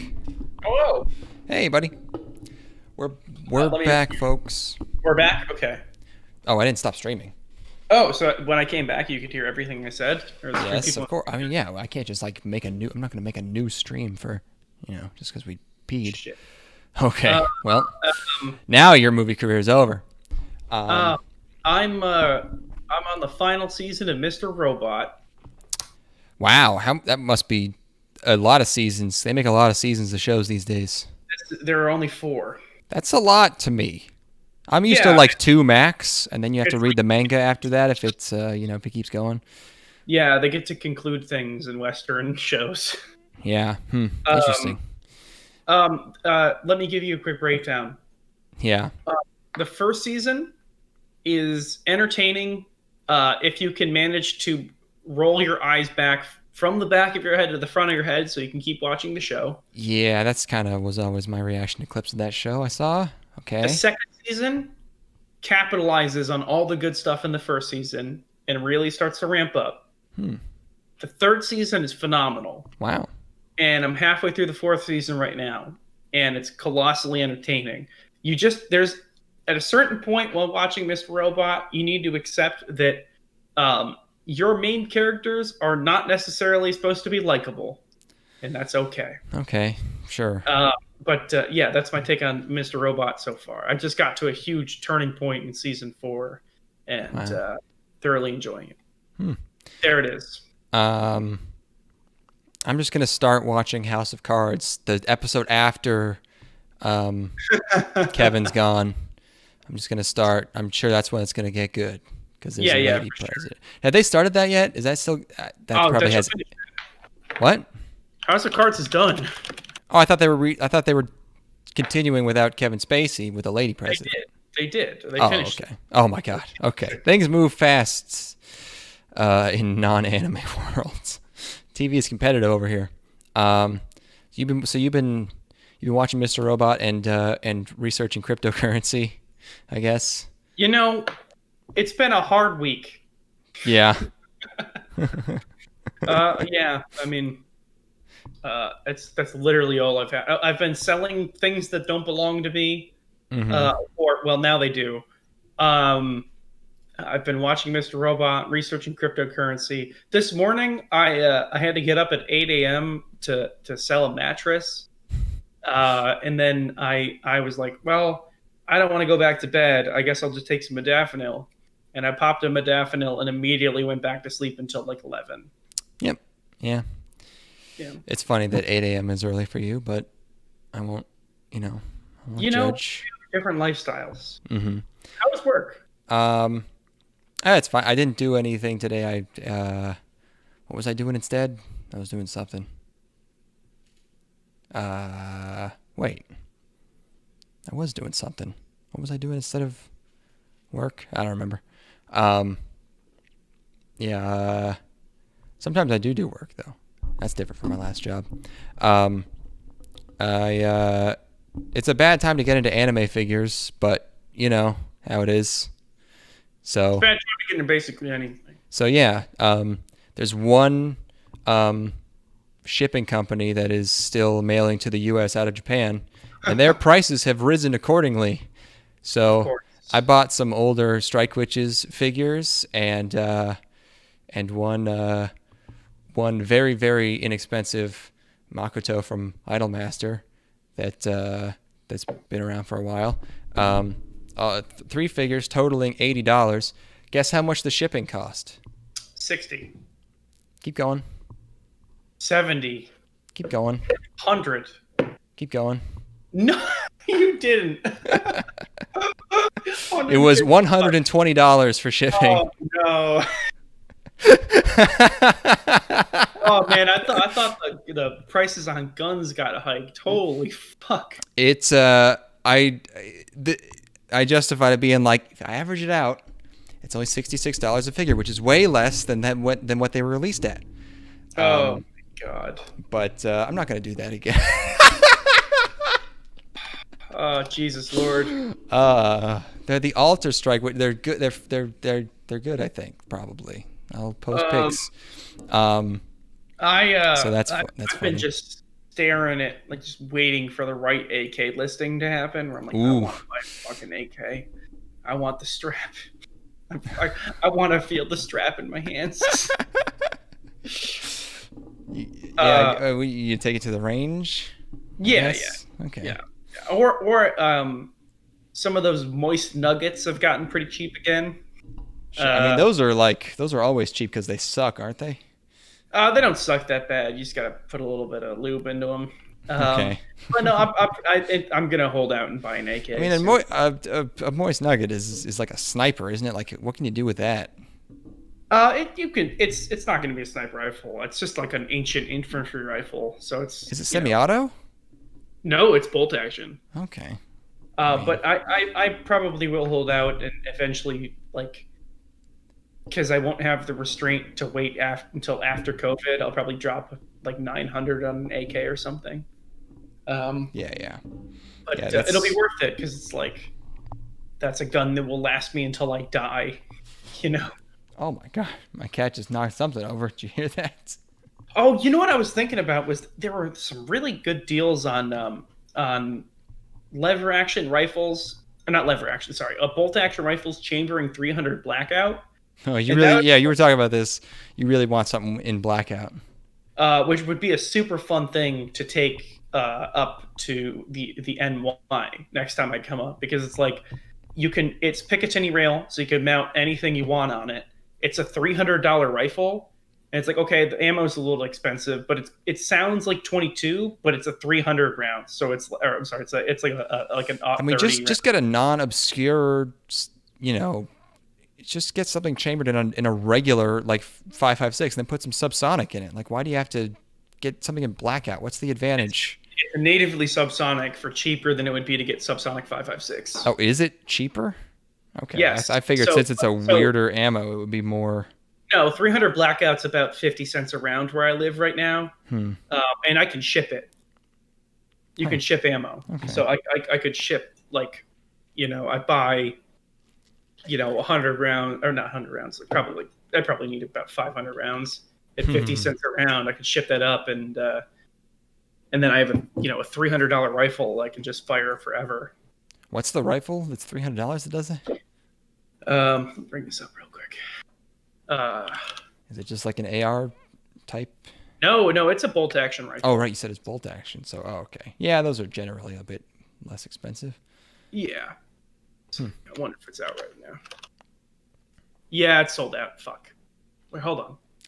Trusting gun websites is. It's a Savage Axis 2 Blackout. So it's a 16-inch barrel. So it's classified as a rifle. You don't have to worry about any sort of weird pistol. Naming your gun Axis is pretty ballsy. I gotta give him that one. But yeah, $310 gets you into this wow, yeah, kind of unique, interesting caliber. That is pretty neat. Maybe. Maybe. All right, we gotta get moving. Yeah. Oh, except one other thing I wanted to talk about is that Steven and Connor and I hung out in person. Oh, no. And we got, let's say, intoxicated and watched 2 films that I wanted to talk about. We watched Mission Impossible 1996. And we... All right. I don't know what she's up to. And we watched Commando. Man, Commando's so fucking awesome. I thought it was dumb. Yeah. But, like... Not even dumb in like a wow way. It's like I found it like entertaining. it was like less. It was like what I expected, but even like more. Oh no, I like the lady that he brings along for the black lady he brings along for the ride. Like they could have done more with her. Like, yeah, she's the hapless, like confused civilian, but like. She has a couple moments like where she shoots a rocket launcher and she flies a plane or whatever, but it's like other than that, you're like. Did you like 1996 Mission Impossible? I had fun trying to figure it out while very in a not coherent state of mind. What the fuck? MI2 is. Oh well, obviously, yeah, we've seen Mission Impossible 2. Everyone in Commando wants to fuck that black lady, and it's so weird. It's like it was written. It's like it was written by her, actress or something. Hold the. Oh, the child is Alyssa Milano. Is that Jeff Loeb wrote that? I don't know. Oh, and all the entire soundtrack is steel drums. It's so fucking weird. I had no idea. I expected like military, like like marching drum music because it's Arnie and he's fucking firing the guns. No, you're on vacation, baby. It's nothing but steel drums, and it's like steel drums and synth, and it's insane. It's like every 30 seconds, like in steel drum. Fucking. I also watched Commando in the last 2 months. I liked it a whole lot more than you did, but I liked it, but it was I think it got overhyped for me. Like it just wasn't. Yeah, it's not like a Last Action Hero. Yeah. I mean, I watched Die Hard recently, which you were not very big on, and I loved Die Hard so goddamn much. And this I'm in the vast minority there. It's just like, yeah, it has like 5 funny one-liners, but like other than that, it's like, yeah, it's funny that there's so many shots in a row of Arnie mowing down Hispanic men, but it's like, you know, there's not a lot going on in that film. That's all right. You don't have to love it. Okay. Mission Impossible. At some point, you just accept that Tom Cruise is going to switch sides every 30 seconds, and you're not always going to know why. And when you do know why, it's going to be for a dumb reason. And then there's the really long hanging from the ceiling set piece that's famous, and you're like, oh, okay, that's tense, I guess. Leon the Professional drops him because he sees a rat, and then it cuts, and the rat's just dead. And there must have been a cut shot where he kills the rat somehow, but we don't see it. It's very strange. Have you seen, the police story films, Jackie Chan? I watched. No, is Hard Boiled in that? That's different. No, Hard Boiled is okay, I've seen Hard Boiled. Hard Boiled is John Woo. Right. Okay, Police Story is not John Woo then. Police Story is Jackie Chan in the 80s. And yeah, I know that. Yeah, I've heard they're great. Definitely watch those. Oh, for sure, yeah. They're phenomenal. Mm-hmm. And I've watched those pretty recently as well. I'd seen them in theaters, fortunately. I got to see remasters of those. But if you want, like, great, really well thought out, well choreographed 80s action, that's the pinnacle of it to me at this point. Mm-hmm. Anyway, Jeff Loeb wrote Commando, and Jeff Loeb, he was a screenwriter at one point, and then he became a comic book writer.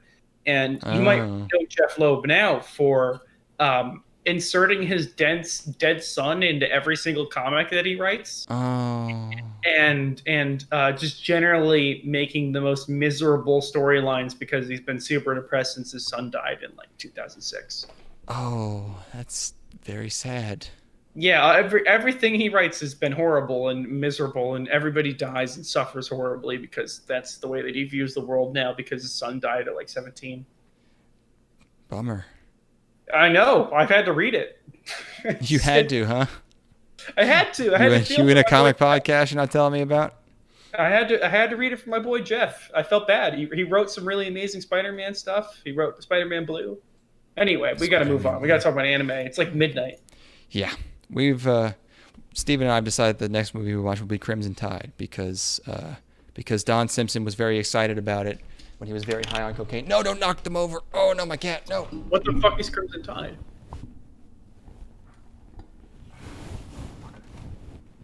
Kill you. I don't know what Crimson Tide is. It's a movie. It stars Denzel Washington. It's directed by Tony Scott. Rip, pour one out. Yeah. It's about a submarine, and it's just one of those like Jerry Bruckheimer, Don Simpson movies from the 90s where it's probably just insanely fucking fun, and it's Gene Hackman and Denzel Washington. And and there's an interview where Don Simpson and Jerry Bruckheimer are on Charlie Rose, and they're both fucking super into this movie, and they love it so much. And Don Simpson was probably super high on cocaine, and so I want to see that because Days of Thunder was really good. I want to watch it so bad. Nobody will watch it with me. Days of Thunder is dudes being dudes and racing cars, and it's fucking great. When are we going to start our cocaine period? I am way ahead of you on that one. I mean, I've chosen a slightly more long-lasting stimulant that's less with less baby laxative and dog dewormer than cocaine, American cocaine. But I'm on that. I'm on that stim game. How is that STEM game going? I was worried about you. Oh, she started getting on. She doesn't usually go on the computer with the figures up there. Fuck. No. Get down. I'm gonna have to buy a fucking display case. What were you asking me? Oh yeah, the speed is great. No, but you said you were taking a whole bunch of speed. Are you still good? No. I'm not like Yeah, no. I skip days. It's fine. That's just like how I am like, hey man, if I'm only buying 1 bottle of wild turkey a week, I'm not an alcoholic. Wow. Okay. That's a lot. No, I'm not consuming that much. But yeah, no, I just you had mentioned that you were on a whole bunch of speed. Yeah, no, I had a period of a few weeks maybe. Look, once our stinky linkies fucking No, linkies are what bought me all these drugs in the first place. I can't. No, once they skyrocket and we're able to buy our bunker in the middle of fucking nowhere, that's when we really get to the hard cocaine use. We're buying a bunker together? Okay. I mean, I'm fine. I'm cool with that. But you want to buy a bunker? Yeah, man. A nuke silo. Okay. Look, those are only like $100,000. I mean, they're full of garbage, and like you can barely get access to them. But you can get a nuclear silo for. Let's break it down. So our stinky linkies, let's say they skyrocket. Mm-hmm. Let's say stinky linkies. Not that this will ever happen in a million years, but let's have some fun. They go to $20,000 a piece. Yeah. First of all, so I have 750 roughly. I got about 150. Okay. Where do we buy land in Japan? Where do you want to have land in Japan? Because I think we need it. It'd be tough. It's not tough. Well, but you wouldn't be ashamed. I would not want to be a citizen without like being fluent. Really? You don't have to be a citizen. You can buy. I wouldn't want to own land without being a citizen. It's like you'd be a land mogul. You'd be the Japanese cowboy, but reverse. You'd be the cowboy Japanese guy. You're gonna funnel money through me so I can buy the land. Where do you want to buy land? I don't have to hide it. I would feel bad. Why? Because I'm just like going there. I don't know. I felt bad vacationing there. No, they like you. They didn't like me. We went into a restaurant soaking wet and left immediately. Oh, you did. I went into a bar. I would have stayed soaking wet and then not been able to order. Like, oh yeah, that's way better than what I did, which was cut my losses. I paid my $25 cover. That's at a different place. You're talking about a different location. This is a totally different. God. My cat is just trying to tear my keyboard away from me. Okay, so Sapporo. Okay, this is roughly 15 million. So yeah, I mean you can basically get any plot of land you want. No, I mean something close enough to Tokyo that you could get there in a reasonable, within half an hour on train. So.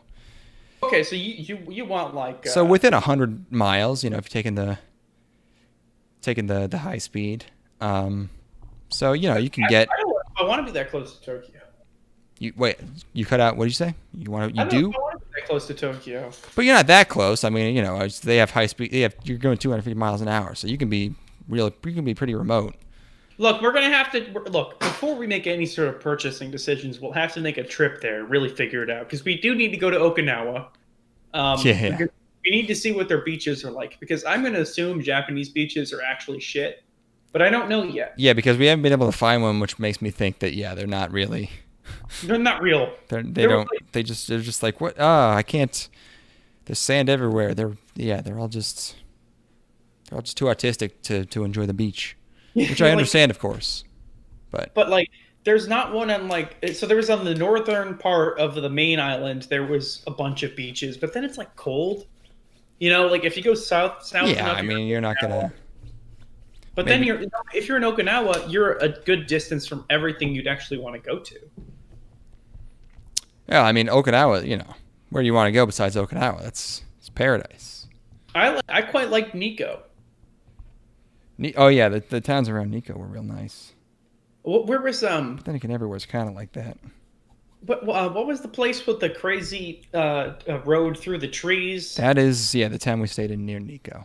I forget what it was called, but yeah. That was like heavenly. It was very nice. That would probably be. I feel like we didn't see another. We were there for like 2 or 3 days. We didn't see a single other person. It was kind of weird. It was an incredibly modest area. We could probably get land there for $200,000. That'd be chump change. Yeah. Oh my god. We were Linky rich. This fucking cat is out of control right now. Look, would you be comfortable? Look, so we're buying land in Nico. Unless you have somewhere else you'd rather buy land. Imaichi, that's where we stayed. Good Imaichi. ass. Go to Imaichi. Highly recommended. Good ass town. Beautiful town. Pleasant place. Beautiful. Yeah, if you find that Airbnb in Imaichi. It's a hop, skip, and a jump from Nara. Short half-hour trip to Nico. Yeah. Well, Nara? No, it's nowhere near Nara. You're thinking that's a completely different. That's near. That's south. That's down by Osaka. Sorry, I'm thinking of the wrong place. Yeah. Yes, no. Nico is beautiful. I was thinking about where we were staying in Kyoto, which is a different place. No, Nico is beautiful, and yes. Who do we? Okay, so we buy a place in Nico together because we're gay lovers, and where in the States do we buy a bunker? Wyoming. You keep talking about Wyoming. There's. If you're gonna get a bunker in Wyoming, it's gonna be in a very flat, boring place. You know, I've been looking at plots. I've been daydreaming about plots of land in like Alaska. You know, upstate, like really rural New England, upstate New York, Massachusetts. Not Massachusetts, like Maine, I just don't New think Hampshire. I can live in New England, if I'm being honest. What was that? I can't live in New England. It's too Catholic. An abandoned bunker in New England is too Catholic. You gotta go to Dunkies. Look, I never supported JFK when he's in office. He's subservient to the Pope. You know, like, what am I supposed to do about that? I think someone else took care of that problem for you. I don't know. Oh no! Are you telling me that our president's been shot? This podcast is really going off the rails. Okay. Yeah, I don't know. I'll let you make that pick. It's got to be somewhere with some pretty lenient gun laws, though. Yeah. The point is, everyone buy Linkies, please, so that we can have a better podcast. We can buy better audio equipment. Yeah, we can be in the same place. My company had an earnings call today. God damn it! Get down. Your company had an earnings call today. Yeah, like a status update, like telling all the employees what's going on. And I'm not supposed to reveal any information, but if I don't say the name of the company, I think it's fine. So, it's funny how the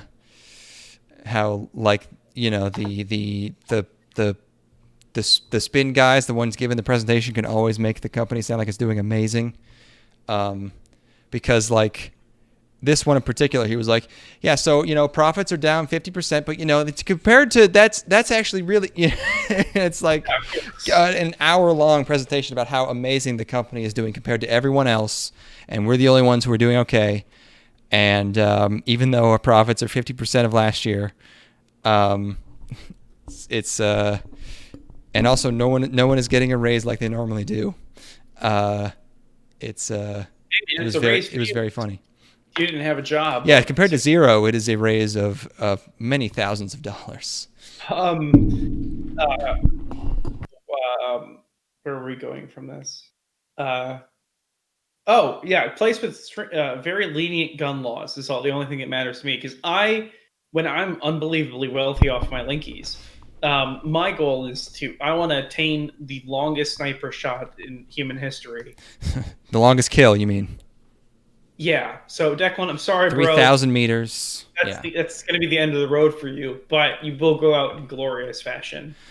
I have to. Well, I have to stay real close to you. Then I'm safe. No, it's true. If you don't go beyond 3,000 meters, you're good. Mm-hmm. But if you fucking step outside my sight, motherfucker, I'm bringing up the strap. We gotta talk about anything. That's fair. I understand. I understand the drive. I have attachment issues.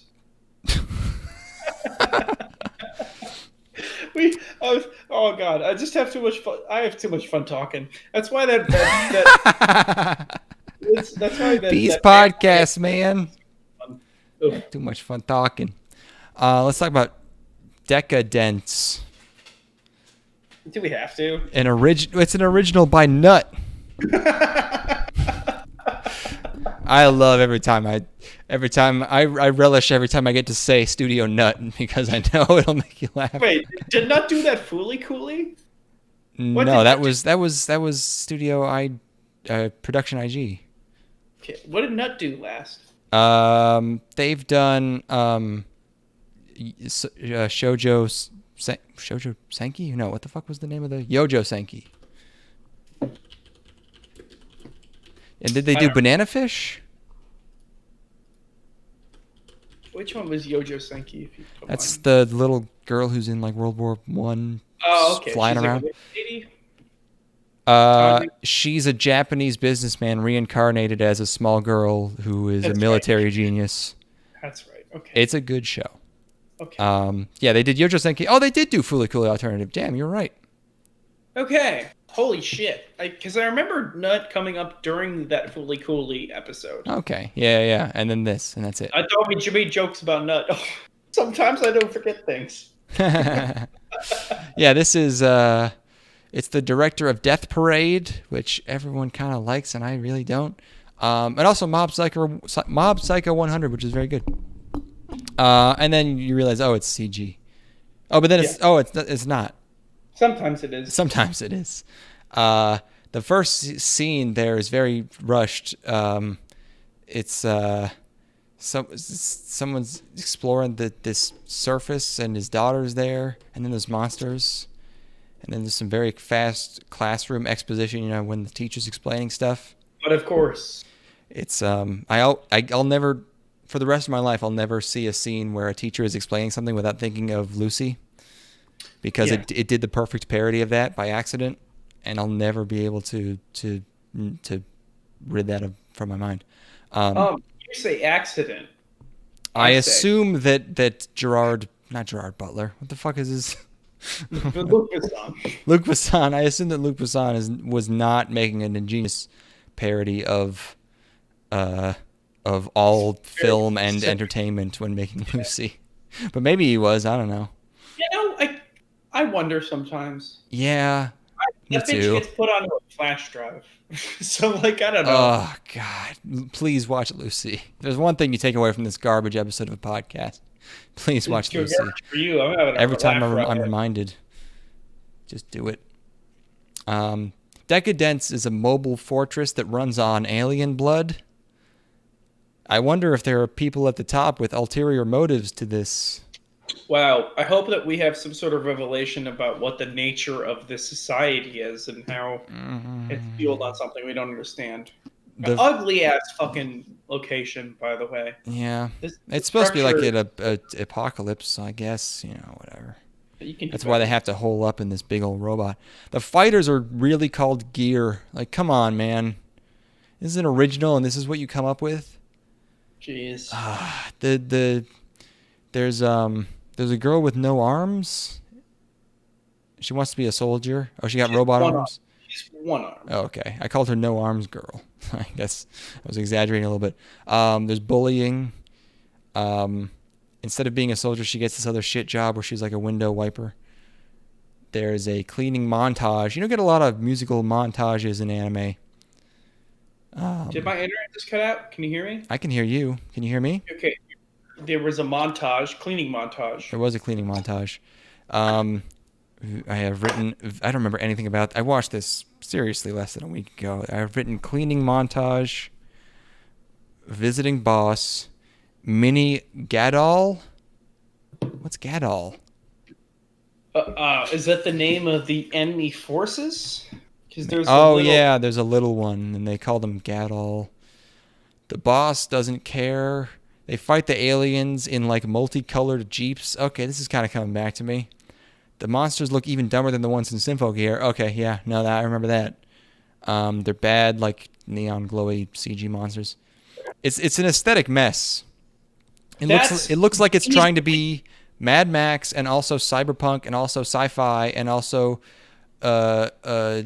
gummy bear advertisement fucking. It almost looks Shaftian to me. But not good.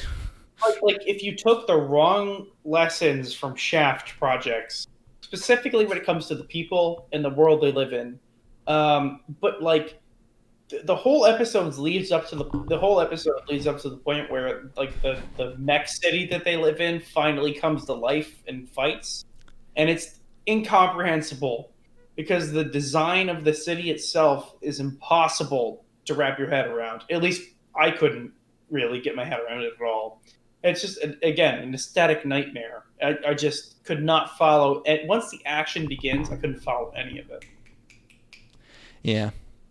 I said it was ulti-shaped. I don't know what that means. I meant to write something else. It's 5 minutes of weapons coming out of this hideous piece of metal. Jesus. Yeah, that was the thing that really turned me off the most. Because it's like, okay, you've got a main character. You know, she has to go through a shit job before she's able to do the thing she actually wants to do, inevitably. But that sequence in particular was the thing that really, I was just like, oh my God, can we fucking get this over with? You know, where it's just like unfurling metal, that the cannon fucking powers up or whatever. It's like the scene where he has all the weapons from Iron Giant, but not good because it keeps going and there's no emotional weight behind it. It's like, wow, this big thing we live on is stacked up, huh? Whatever, we gotta keep moving. I haven't changed the fucking image since got out of high school. God damn it.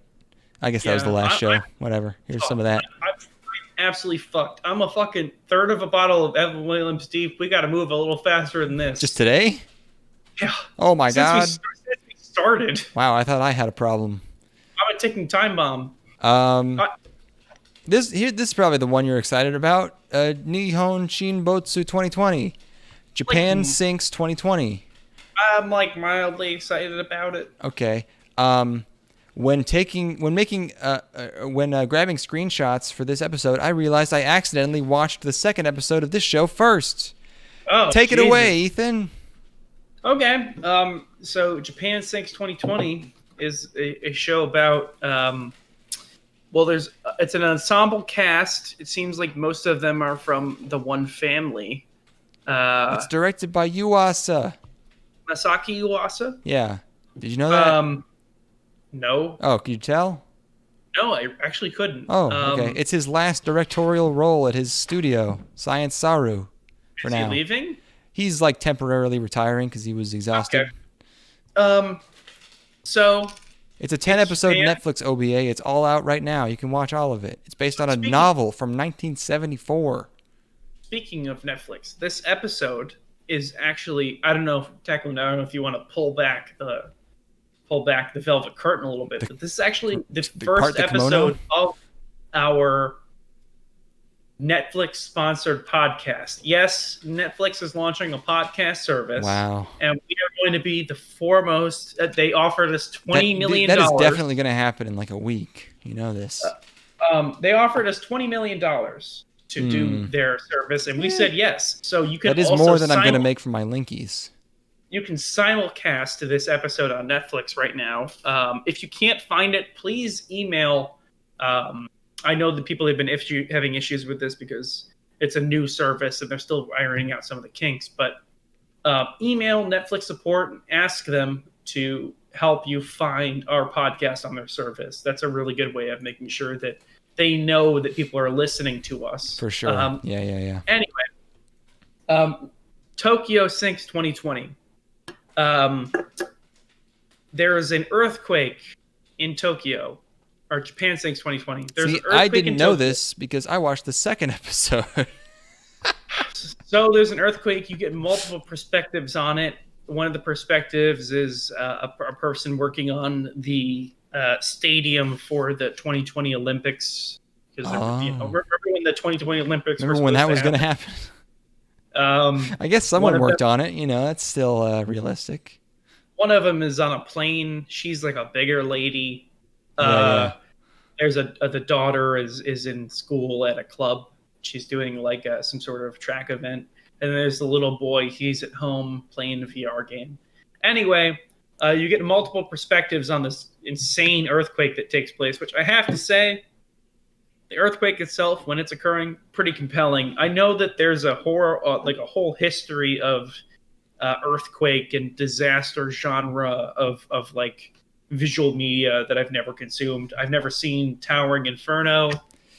Tokyo Magnitude 8.0. I've never seen that shit. Yeah. You know, like, but I have to say, it made me start thinking about them earthquakes. And I was shook. Yeah, I mean, it's I think it's a little ugly. I think the characters are maybe a little too westernized, not from the perspective of not making them look Japanese, but instead like they wanted to go the complete opposite direction of making them look like anime characters. There's no element of moe to them at all. They're very soft. They don't have traditional anime features, and sometimes they just look a very off-putting and kind of off-model. And that being said, I was definitely caught up in like, man, it would suck to be in a fucking earthquake. I don't think there's like a 9.5 that just puts your whole city underwater. It's a 7. It's a what? 7. How is it only a 7? Bullshit. Anyway, they're lying. They're full of shit. First episode's okay. There are a couple things that are a little silly, like there's a plane that manages to land in a canal. I was wondering how that lady was still alive.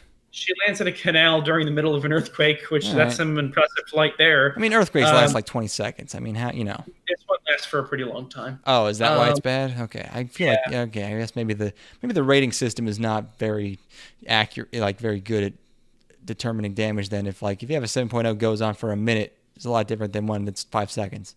There's a period where the mom, because again, it centers around this family, which is a very nuclear family, older sister, younger son. The mom and the dad are consoling a neighbor or some sort of family friend, and they have these smiles on their faces as if everything is going to be okay.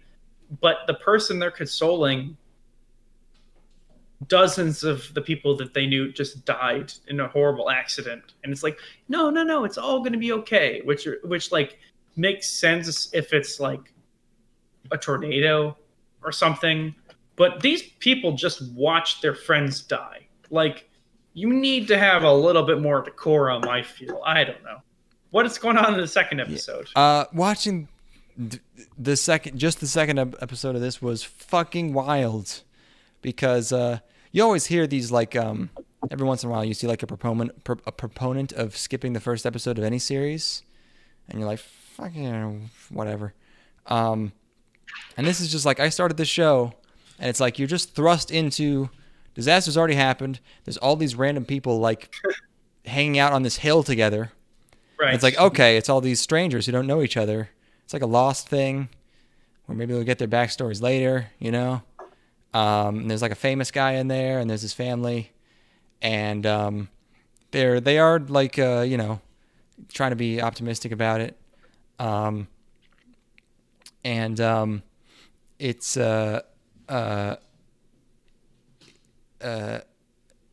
it's the animation style. I said it looks like if Asibu turned a new leaf and found Jesus.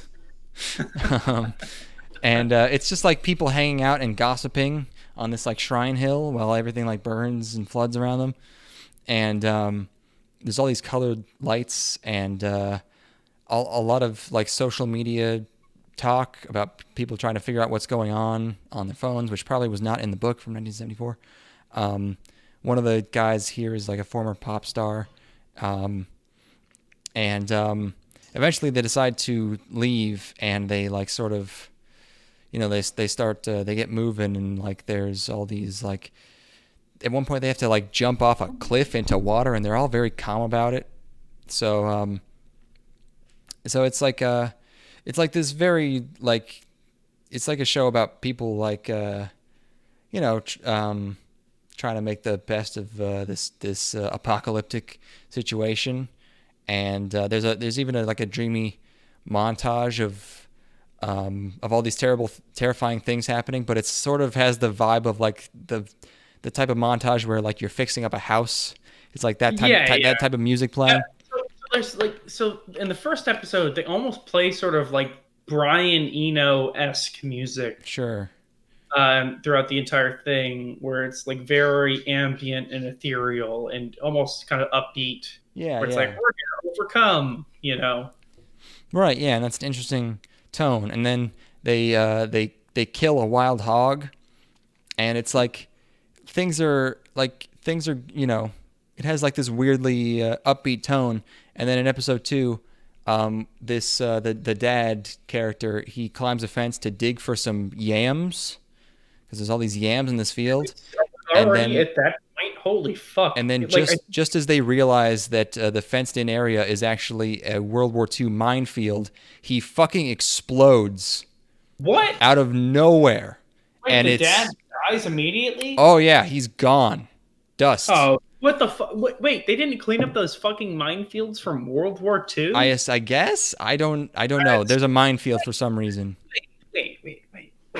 What the fuck? Maybe in 1970 it makes a little more sense. Oh yeah, right. Yeah. That's a joke in 2020. That's a weird one. Yeah. Man, but it's like it's like as a setup for this show, although I now know it was not the setup, it was episode 2, but it was like just a bunch of like people being weirdly optimistic and then just horrible tragedy out of absolute nowhere, which I thought was great. I thought it was amazing. It was awesome.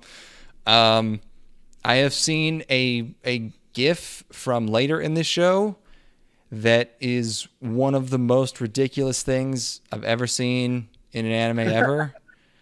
What is that exactly? I'll just say it. It's a guy in a wheelchair, like driving around this facility shooting people, and it's animated like it's very rushed, and he's like going upstairs in his fucking wheelchair and just like popping dudes, and it looks so silly. I have no idea how we could get to that point, but we do somehow. It's wild. Can you believe a Yuasa work is somewhat rushed and weird? So, this is but actually no. This is a. No, he made the most calculated, beautiful works of the 2010s. But everything's always very rushed. I mean, Ping Pong was like barely finished in time. Oh no, but it worked out beautifully. But like the last shot was like scribbled out by himself in the last, the day it had to air. Yes, it always comes through. Sure, yeah, but it also looks insane. Well, that's just a bummer to hear that it goes that insane sort of direction. Yeah, again, like the first episode got me thinking about pandemic stuff in general. Not pandemic, sure. but like crisis stuff in general. Yeah, I think crisis entertainment can be, interesting. I used to love The Day After Tomorrow. No, but it's like probably still great, but in a different way. Situation where it's like, okay, there's only 20% of the population left. How do you make a new life in this situation? Oh, I know how to make a new life. You're gonna breed my ass because we're gay lovers in our bunker in Wyoming. Today I was singing to myself. I was going, then I saw she's based. Now I'm gonna breed her. And I kept I was chuckling to myself doing that. Well, speaking of breeding, we should move on to the next episode. Yes, we should. It's titty time. I tweeted. I was somewhat intoxicated while watching this one, and I tweeted watching the titty show. I think I might have misspelled it a little bit. But how many shots of Emma Williams have I had at this point? What the fuck? I really should catch up, but I can't get up. We just got to finish this. Man, you got work tomorrow. You can't catch up with me right now. Yeah. Still your realm. Uzaki-chan wa Asobitai. She wants to hang out. She wants to play. I don't know. I can relate to this because I also had an Asian girlfriend. I also want to asobi. No, me too. I had a stacked up Asian girlfriend in college who wanted to hang out, and I'm like, get away from me. I'm trying to play Smash. But for actual. Yeah. This is a popular titty manga. Or it's popular because of titties. Okay. Studio Engi, E-N-G-I. They did Kemono Michi and also this. Okay. First of all, I want to address the controversy. Okay? There's been a lot of talk. Yet weirdly enough, Tumblr refugees have latched onto this one for some reason. I don't know how I have no idea how they do it, but it's so ironic that they chose one of the 1% of age anime girls to get mad about. She's in college. She's literally in college. It's the first show in 3 years where someone's in college. She's incredibly well endowed, and they're very mad. They're mad clearly, about. And she doesn't look that much weirder than other anime girls, but people are acting like this is some crazy new fucking level of horrific pedophilia.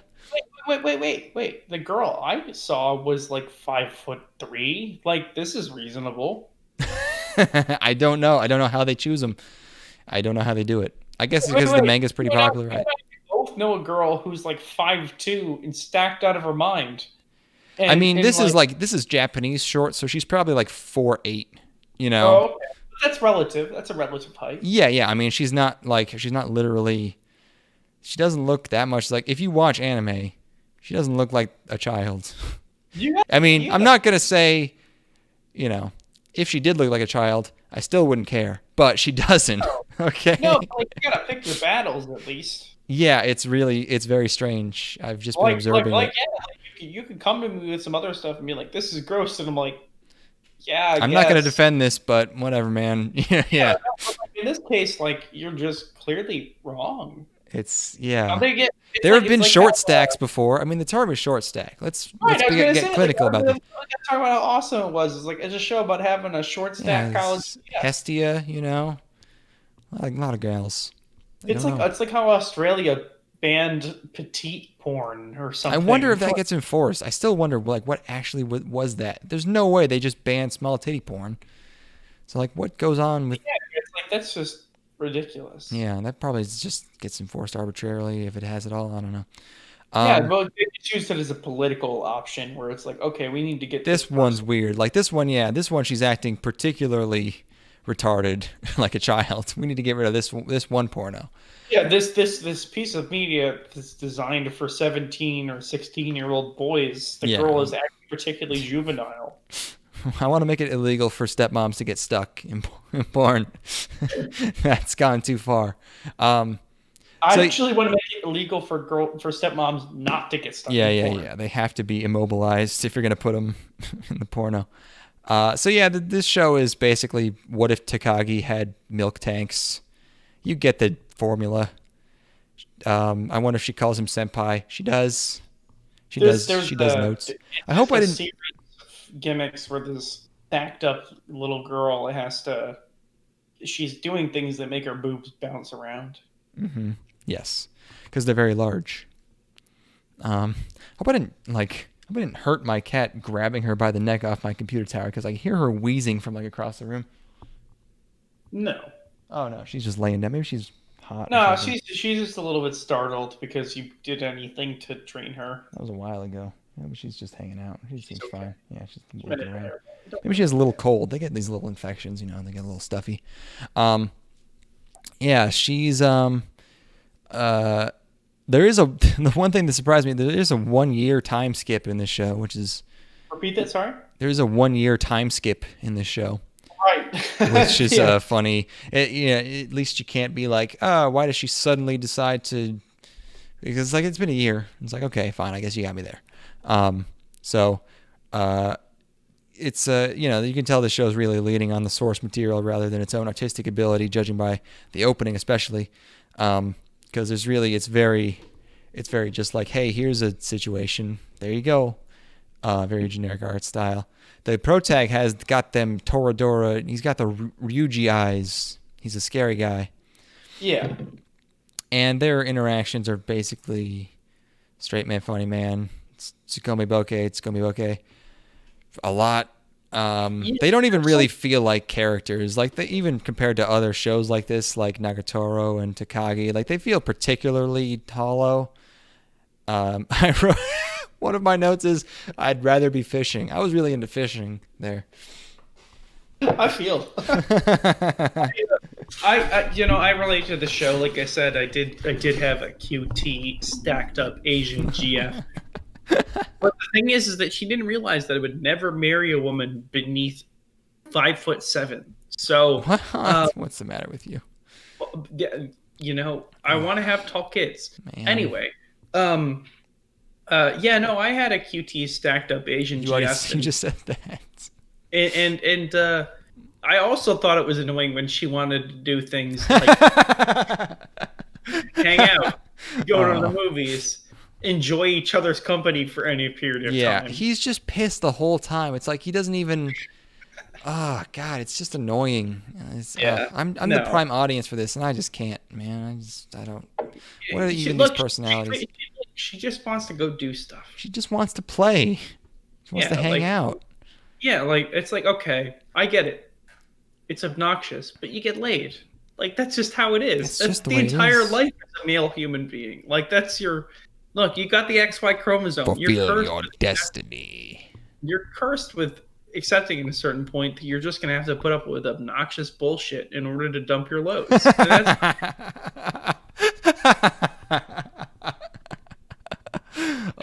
The words of a man who's been broken.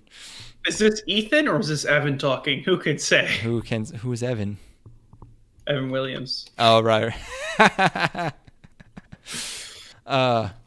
Yeah. Speaking of shows with a well-worn formula, how about Kanojo? Oh, there's a good face for you. How about Kanojo Okarishimasu? Rent a Girlfriend. Yay. Oh, shit. This is the new one of these. The new one of those. You know, Nisekoi, Bokuben. She's on the computer again. Oh, she knew it was coming. I'm going to have to put these fucking figures away. Whatever that other show was that I forget that was like Nisekoi and Bokuben. It's the show that's got like, you know, immaculate art, at least in the manga. Mindless watchability, top-notch character design, total lack of substantial content, no progression character-wise, no intricate, interesting characters. It is one of those. And I saw a short YouTube documentary about the guy who writes and draws this, and he seems like a nice fella. But it was just like what's a manga author do? And it was this guy, and you know, he gets up at 6 a.m. and he stays at hotels and abandons his family to work and draws this. That's the life, baby. See, he made the mistake of having a family. So it's right. So it's, you know, you rent a girlfriend. I know. We out of principle here at Gang Stalking don't judge premises, okay? So even though this is a particularly egregious one, we got to give it a fair shake, even though you know everything that's going to happen. Also, it's a manga I mentioned. Animation TMS. 15 volumes. Yeah, we're not going to get very far into this one in the anime, okay? This one's been going. I'm looking at this. I'm seeing 4 hoes right now. Mm-hmm. You're just not going to get through all those hoes. It's just not going to happen. You could, yeah. I mean, not. They're all going to have multiple arcs. So, you know, I was like, okay, I hate that I'm going to love all these girls and watch this whole thing. I was very angry about it, but it looks worse than I was expecting. Like, normally, you know, this is going to be like a huge moneymaker. It's the big harem show. You'd think that, you know, like, looks okay, but it's not like particularly cute in a way where you're like, whoa, this like pops more than everything else. You know, like a Nisekoi, like a Bokuben. I think it doesn't quite meet that standard. But I don't know. Beer? Oh yeah, they're in college too, aren't they? Are they? Yeah. She is. Yeah, she's in college. She is, at least. She's at the same college as him. Right, that's what it is. Yeah. And yeah, at the beginning here, he breaks up with his girlfriend. It would have been, I thought it would have been better if they had treated his breakup seriously, because that would have had more impact and would make his weird mail order girlfriend decision make more sense. They sort of do at one point, but at first they just sort of treat it as a joke. So I was like, okay, this is like weird. 5,000 an hour is what it will cost you for a Jap GF. Wait, 5,000 yen? Yes, yen. It's still a lot. $200 an hour? Oh Yeah, my God. that's fucking ridiculous. I mean, a date, I've never spent more than an $30. all-day date is like 5 hours minimum, so that's $250. Okay, listen here. I guess that's Listen, for a day. That's listen here, motherfuckers. expected. That's fucking About to crazy. spit some straight facts on y'all. Okay, Um, let's hear those facts. I can take a deep sip of water as I hear these facts.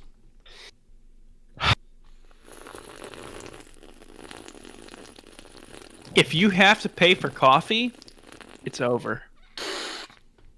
What? I don't know what you mean. Oh, for the girl, you mean? Yeah. Oh, that makes sense. If she's not begging to pay for your coffee, you're done. But you don't let her though. Yeah, of course. You pat her on the No, head you and put your card out there. No. No, come on. Oh. You're joking. Oh. If you're not hitting on the barista that's making your coffee, it's over. Well, sure, that's fine. But if you don't like, you need to be willing to beat her to a pulp to pay the bill. Like that's non-negotiable. No. You don't even. You don't even have to say any words. It's said in a look. What is said in a look that I'm paying? She's like, yeah. It's like, no. Let me pay for myself. It's like, you have to get it across in a look. Oh yeah, and then you don't even look at the waitress, and you just grab the check so fast that you don't even see your arm move. No, it's not about being fast. It's about assertive. the aura. Sure. Okay. And it's also, you have to let the girl know that you could fuck the barista too if you want it. Mm-hmm. Even if it's a dude. And here's the thing: is like maybe the barista. No, they're recording. Oh, you little fucking bitch! I turned the fucking. Oh no! What happened? Oh, God damn. I feel like I've not said anything about this show at all. No, this. You. Are we out of the call? Is Gang Stalking out of the call? Can you hear me? Hello. Oh, he's there. Can you hear me? Hello. Yeah, I can hear you. Okay. It's not it's not recording our voices anymore, so I guess I have to I was completely stop this recording. There was. Oh my okay. God. Are you? Can you hear me? Hello. Yeah, I can hear you. Oh, well, okay. Why you're not responding to anything I say? I have responded to the things that you've been saying. No, you haven't. Okay. You're lying.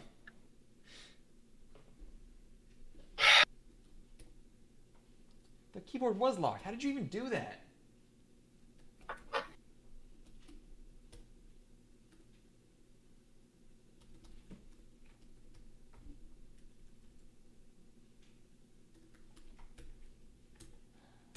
I have no idea how the fuck she managed that. Can you hear me right now?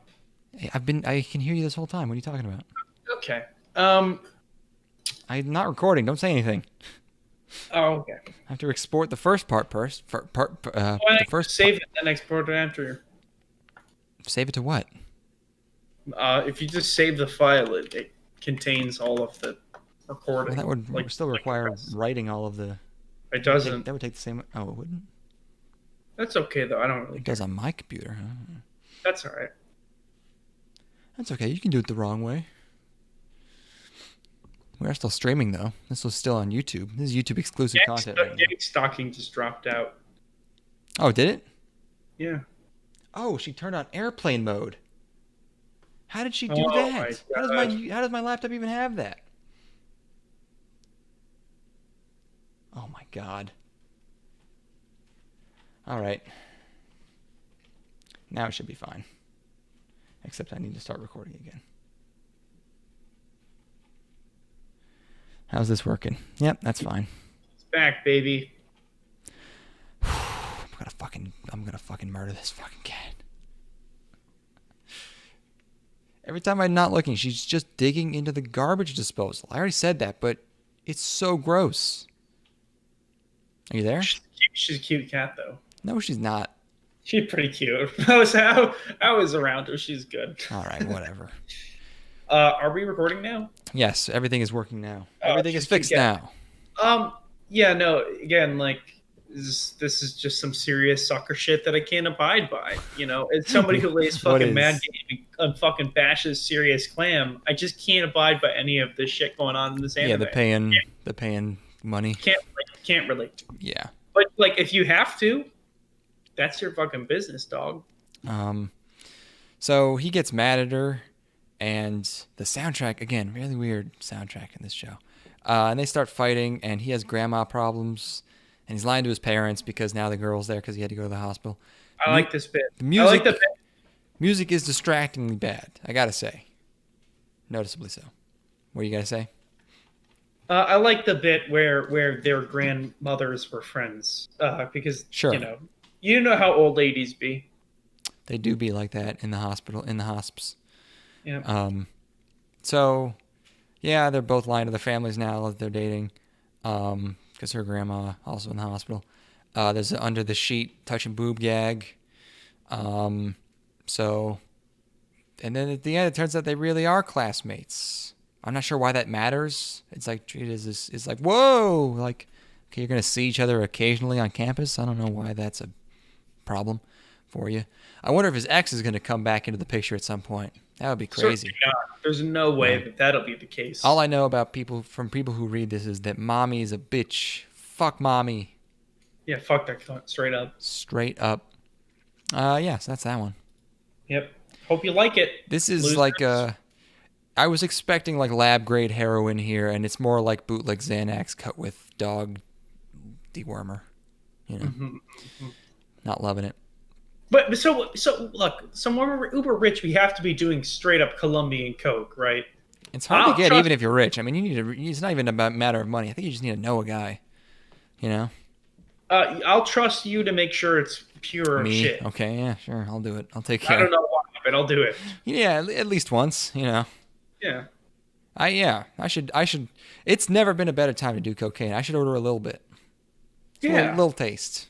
How bad could it go? How bad could it go? Well, now she's going for. At least she's not going for the anime figure. She's jumping at the shades now. Let's talk about Gibiate. Gibiate. What's this? It's another original. It's produced by Yoshitaka Amano. He also did the character design. That's what he's normally known for. He's like an old school guy. He's the characters. He did Cashern and Gatchaman and Yatterman and Vampire Hunter D. Oh, none of that lineage is visible Time here. Bokan. Fuck. Angel's Egg. He did story, concept, and art direction. Angel's Egg. Fucking Christ. It's just making you more angry and disgusted. No, it's just. I mean, it has sort of an old timey feel in that it sucks. Yeah, like you're just taking like things that I like and raping them. It's there's all these monsters and they're really bad CG. Oh, Lord. What's L? E-L-L-E? Why did I write that? I don't know. Look, man, I just saw this, and that doesn't sound like anything I wrote, box seems brand new, and L has done a ton of shit. Oh, L is these are the studios. Launchbox is a studio, okay. And L is also. So, Launchbox is a new studio. L has done a ton of shit, but very little actual production. So, it's like a historical action with mostly male characters. That's cool. There's baths, there's drinks, there's brugs. I don't know what a brug is. It's in my notes, though. Rock and roll. Oh, this is the one with the old... Oh, the dudes come back. Okay. It's this one. I forgot it had this title. Yeah, it's that one. Yeah. It's like a cool metal samurai dudes come back from the past. And it's like... It's invaders, but they're also sort of zombies. And also there's a pandemic. It's topical. And also it's retarded. Which is topical. They had a plane crash just like Awari no Seraph. And it's not just zombies, they're like fucked up monster bug things. How come Japan is so willing to just have their diseases completely change the physical element of the host? Like, how come like diseases as if we don't do zombies? What are you talking about? No, but zombies, it's like, okay, they're just like human corpses. Like they turn into totally different things. Yeah, but that's something that happens in a number of pieces of Japanese media. Like that sort of happens in like The Last of Us, right? They're still kind of zombie-ish. They're sort of human-esque. Yeah, I don't know. I don't know. It's the two fellas come from 1600 AD, and they're on a boat and they're talking about things, and it's very boring. And they travel through time, and there's a lot of shamisen. Oh, the opening is shamisen with like a backing guitar. It's fucking ridiculous. It's hilarious. And all the monsters are CG. There's some really weirdly tight shots on like people's faces. Dude, we spent that are very claustrophobic. 30% of this episode in a car. 30% of this episode is spent in transit, where it's like, okay, our main character meets these Japanese these. But one guy's name is Brian. Fucking big yikes. They explain that they're ninjas, and this mom just accepts it immediately, which there's a reason for that, and that's that she's crazy. Wow. I think she's canonically crazy. So then they explain Gibiate for like an 8th time. Gibiate is the disease, or what is it? I forget. I got it mixed up with the other thing that's... I got it. Monsters. It's the what? Oh, those are the monsters. Yeah. Okay, I got it mixed up with Deca-Dence. Gibiate are the monsters. So they're setting up some weird, interesting lore. Like they when the Gibiate are around, you hear dripping water. That's out there. I was like, that's a weird one. Yeah, sure, that could be cool. But then the rest of it, I really don't care about. The monster designs are offensive. It's ass. No, it's just one of the ugliest and most poorly conceived shows I've seen in recent years. There's nothing to latch on to. The men look like one of those very manly-looking women from like an '80s OVA, like by like Madhouse. Yeah, it sucks. I agree. It is shit. No good content in this. Want to talk about our one short before our last show? Bro. I had 2 shorts written down, but then I realized that Cho Futsu Toshi Kashiwa Densetsu R is the 3rd season of a show, and it's a promotion for a city called Kashiwa. And I didn't realize that because they translated it in English as... They translated the name of the town, which is Kashiwa. They translated it as Springfield. Oh, like Illinois. Which is like Kentucky, you mean. And it's a really weird thing to do, to translate the name of a place. I don't know why you would possibly think of doing that. So the one short we did watch is Peter Grill to Kenja no Jikan. And first of all, Peter Grill, very funny name. Yes. And I just realized... Okay, look. Yes. I know I'm not the sharpest tool in the box. Yes, sir. But I was really, really hoping that we get some actual grilling in this show. I would love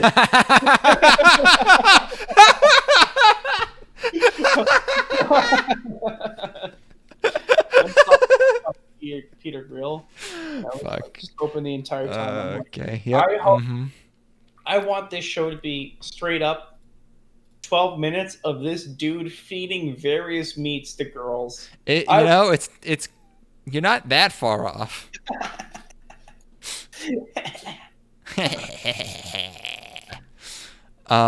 I realized the title of this show after I finished it. I got it because I was like, why is it called Peter Grill and the Philosopher's Time? It's a play on the term Kenja Taimu, which is Kenja time, which is sage's time, which is a Japanese term referring to the period after a dude comes when he can think clearly. Oh, very good, very good. Yes, Kenja Taimu. So Kenja no Jikan is just a more literal phrase for Kenja time. Okay. And that's appropriate because the plot is... I thought it was going to be like a fighting show. Oh, this is a manga being It's a adapted horror show, actually. by Wolfsbane, by the way. It was her new studio, I think. Directed by Tatsumi. One name? Okay. It seems like it's going to be like this action show, which is weird for a 12-minute short. And then you realize that the conflict is that Peter Grill already won all the tournaments, and now everyone just wants his jizz. Everyone. Yeah, no, I like that gimmick actually. It's Genuinely, great. I like that gimmick. Yes. And he has a pink-tittied orc friend voiced by Kirino, voiced by Ayana Taketatsu. Of course. And she would like some cum also. And they call him Pita-kun. And he does not want any of this because he has a fiance and he is fucking... Peter Grill is Catholic, okay? Okay, Get listen it through your sluts. thick fucking vagina off skull. Mr. Peter, because he is a good boy. Peter. Like our former president, JFK, John Fitzgerald Kennedy. Mm-hmm. Yes, sir. Keep your hands off. He will never succumb to your off. ways. Oh no. He has a very pure fiance who doesn't know what sex is. And super doesn't know what sex is. Doesn't at all. No. And I thought this show was gonna be like, the temptation of Peter Grill, where like he has to keep fending off, but then he fucks in the first episode. Yeah, and this is the cover up of Peter Grill from this point forward. Yeah. I bet she's just gonna walk in and just not realize that she doesn't know. Like that has to be the bit, right? Is that they're naked in a bed and she just doesn't know. She doesn't understand. Yeah, it's him trying not to fuck these orc ladies, and then he fucks them all night. Okay, here's the thing. Look, I want to bone the orc ladies. They're like they're just bright pink and broad, busted, ready, just fucking stacked. Really. Yeah. And look, they just begging for the cum, and it's like, look, just human holes, really. Look, the thing is, like, if she doesn't even know what sex actually is, does she? I was wondering are they trying to justify this in that way? Is that she doesn't understand what's going on? Because that's like almost more fucked up. No, I think it's just fucked up enough. Okay. Where it's like, okay, she doesn't understand, and that means that she doesn't care. But if she did understand, she would care. But she doesn't, though. Oh, Evan, how could you? Thank you for recognizing my alter ego. Yeah. The last show we watched is called... I would like to say, Peter Grill, not great. The ogres are sexy. I hope we get more sexy. Honestly, probably the second best thing we watched. Yes. I don't even know what the first one is. It's between a couple of the whatever. The last thing we watched is Koito producer EVOL Love. Yeah. EVOL Cross Love. Oh, EVOL. It's like evolution, but it's also love backward. Never mind, genius. Damn. Yeah, we watched this thing. We did watch this. I'm thinking it's a male harem. I noticed that. I noticed that it seems like that because the first YouTube thumbnail that comes up when you search for it is a guy holding a girl's mouth shut from behind. And that's how you know that a woman wrote it. Because I could never hate women enough to write one of these somehow. Even though they're always written by ladies. Let me tell you about watching all of the Twilight films in a span of 48 hours in 2020. Yeah, that one. This transitions into straight up ripping off 50 Shades at some point, except even more. But we'll get to that. It's a female-oriented visual novel, which I feel like we don't get a lot of those anymore. I'm glad this exists. And it's animated by MAPPA, which is wild. And it's this girl, she's having a dream where she's a little kid, and Truck-kun shows up, but it's actually Sedan-kun this time. It's his cousin, which does not hit her because she gets saved by a time guy. But then it's also a dream. But then it's not because he's real later. But she sure does look like every protagonist of one of these, which means she's cute, but still, plain moe. Single dad. The opening plays, and we get to look at all these big, strong fellas.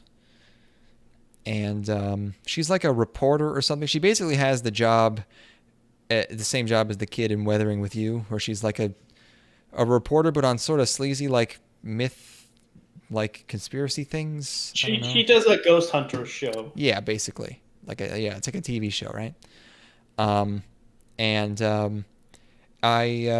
All the girls in this show, all her friends, all sorts of styles of medium length brown hair, all over the place. And the guys, I know how this sounds, but don't all these dudes look the same? Like, at least in regular harems, like the normal ones, they all have different boob sizes and different hair colors. This one, there's always one tiny skinny one and one bombshell. This one, two guys they all have the same face, literally. I'm looking at four same dudes. Hairstyle, same body type. There's 3 of them that are nearly identical, and one of them is blonde. Yeah. Yes, I agree. Yeah, one of them is famous that she meets first, and he is blonde and wears sunglasses sometimes. She meets him in a convenience store, and they have a conversation, I guess. When you're famous, you can ask girls questions like, do you like potato chip? And she's like, I love potato. I eat them all the time, and I just fucking, it's okay. Good. I've gotten away with dumber shit than that before. She calls him a top star, which... Yes. I've been called top star before, but usually not by women. Oh, okay. Yeah, so I think we meet a bunch of boys this episode, but some of them are very brief because some of them are just like floating in the air. So she is walking through town again, almost gets hit like in her dream, but this time by an SUV, and this time is saved by a businessman. This time he's the time stopper, and he's a very serious looking fella, and she runs into him again later, but the middle of this episode is just her investigating this phenomenon where people are getting warped, and there's constant references to evolution. They bring up the Red Queen hypothesis, and as if that wasn't, overt enough, at one point she meets this scientist guy who was introduced by him just standing in his office and casually pulling out on the origin of species, like, oh yeah, I'm going to give this a quick glance. Yeah, again. yeah. Like, fucking, is that a little on the nose, guys? Come on. So one of the dudes is a scientist, and she talks to him. And he explains that all of these magic men are super evolved, and they're the result of a genetic experiment. I guess girls like listening to hot guys theorize about super evolution at like a 6th grade level for way too long. And then the guy who pushed her into traffic, which is how she got in front of that car in the first place, is a sweatshirt guy, and I think he might be a girl or a little kid, which would be very funny if he became part of the harem and he's like a 10-year-old boy. And he warps her, and then she ends up at a mysterious businessman's huge, this is where the 50 Shades come in, at his skyscraper, and asks for him. And asking for him is so offensive that the lady at the front desk asks if she wants to die, because it turns out this dude is running like not only a multi-billion-dollar business, but a fucking death cult. And it turns out he is the main love interest. So they took 50 Shades where, the guy is like a young, hot billionaire who's very cold standoffish, and they made him like a literal, like a Heaven's Gate, like cult leader to make him hotter. Because that is how fucked that's what women fantasize about when they can't find 3 dudes on social media wearing Thrasher t-shirts and skinny jeans to pound them into submission every night. Is they think about this happening. Well, good and thing I appreciate that we get a glance into this world, but man, it's wild. Look, again, like I said, there's no reason that this happened, but I did. I watched all 5 of the Twilight films in the period of 48 hours. It's like, 5. Ethan. Yeah, I guess the 4th one. First of all, wait, why are you even watching past the first one? To which I say, I had to know. I think we've talked about this before, but that night we were at Matt's house and we had no internet, so we had to watch whatever was on TV, and we flipped between Transformers 4 and Twilight, the very last. No, we watched. We transitioned. It was the last. Dawn Part 2. No, we caught the last like half hour of Part 1, I think, maybe hour. Look, isn't there a fight sequence? There's a fight sequence where it's all in somebody's mind. That's the end of the last movie. Yeah, no, that's Part 2. Correct. Yeah, correct. Yeah. We saw that. Yeah. Okay. Yeah, we finished that one, but that was like just such a fever dream of constantly flipping back when there was a commercial between these two awful films. I have to say, it was quite entertaining. It's very memorable. Yeah, for sure. First of all, I can't believe I've even thought about it for any period of time since I've watched it. It was like 11 hours of movie total. Was this with other people? Yeah. We were just like, we need one last hurrah before we get rid of this gigantic screen. Let's watch the shittiest thing we possibly can. So is this recent then? Yeah, this was in the past week. Oh my God. Yeah. No, you don't understand. You wonder. It has been a rough week. You wonder why my alcohol consumption has increased so much. Yeah, I'd be buying a bottle of Evan a day watching that shit. Oh my God. I killed a bottle of wild turkey in like 4 days or something. Sure. Yeah. But God. And the worst part is that I'm friends with a contrarian to where he's like, I didn't think it was that bad. And I'm like, you motherfucker, you can't say things like that. You can't say things like I didn't think it was that bad, because then the rest of my week is going to be spent in my head just like bringing up arguments from like 2010, just like nobody should even thinking or like, look, the relationship is so unhealthy. It's fucking bullshit. She's a dumb character. He's emotionless. Yeah. Look, at this point in time, nobody should be having this conversation. Yeah, no one should have been having this conversation, and we still are. And I just was horrified. You need to watch the riff track. You need to get some closure. Yeah. The definitive takedown, the owning of Twilight. Oh my God. This is like a couple days ago when I found out that Camille Paglia loves Star Wars Episode 3. Who's Camille Paglia? She's an intellectual. She's a famous, smart lady. She's been around for decades.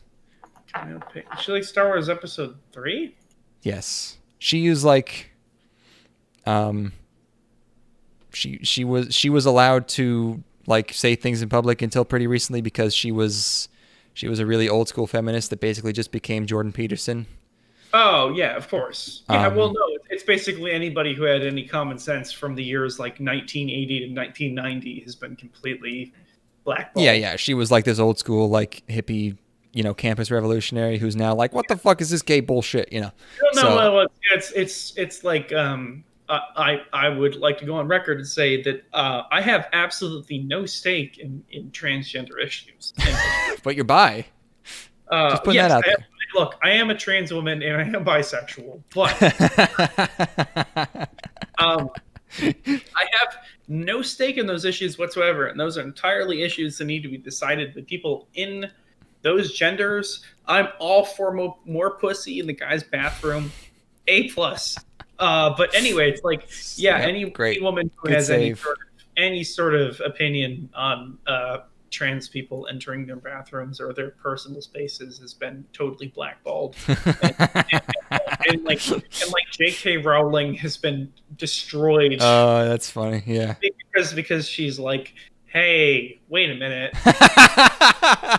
Did I do that? It was a very and it's like Urkel moment. And again, like that sounds like a woman's issue that I don't have any stake in, and you guys can figure out for yourself. Silence is violence, pal.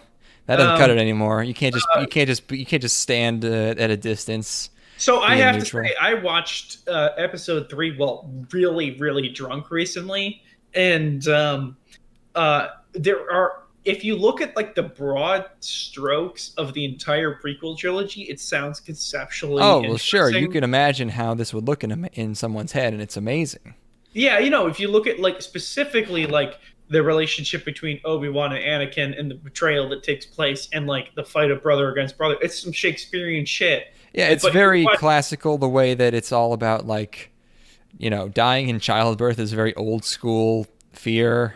Course. And that kind of stuff's great. Being tempted by evil to save your wife. Sure, the conversation could have been more well written because it's like, hey, what if evil could make your wife not die? And he's like, what?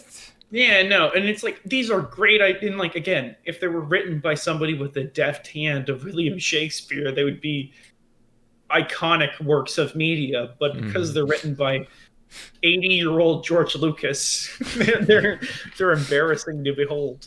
But like, I can kind of get it, and I have to say I have a bit of an I have an episode 3 apologism streak about me, just because I think conceptually it'd be interesting.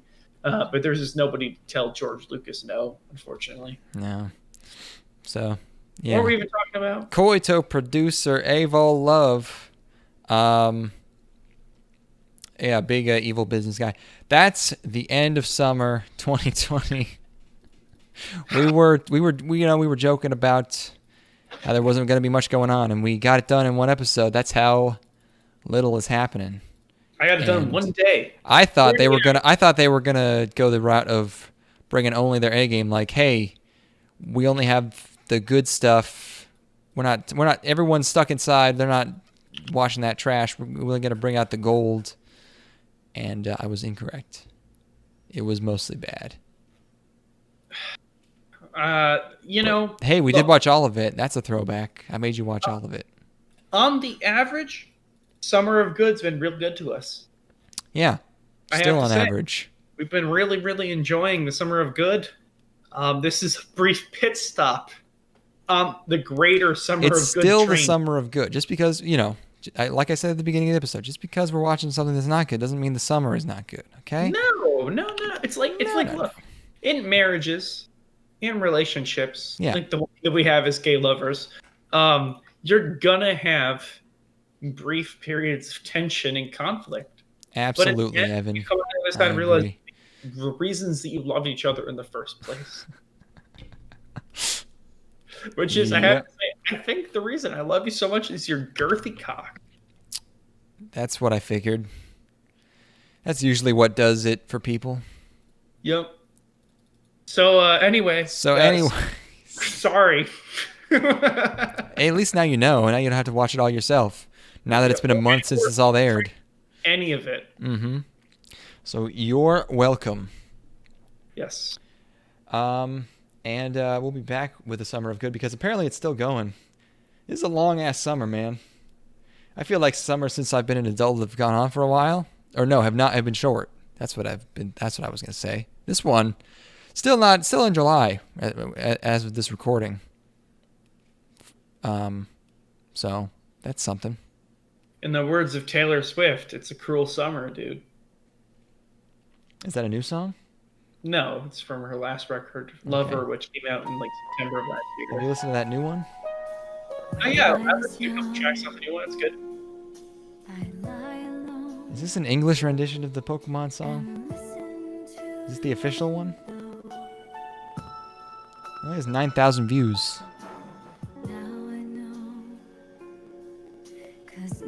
Are you there? Yeah. Well, I don't know what this is, but R.I.P. Herman Cain.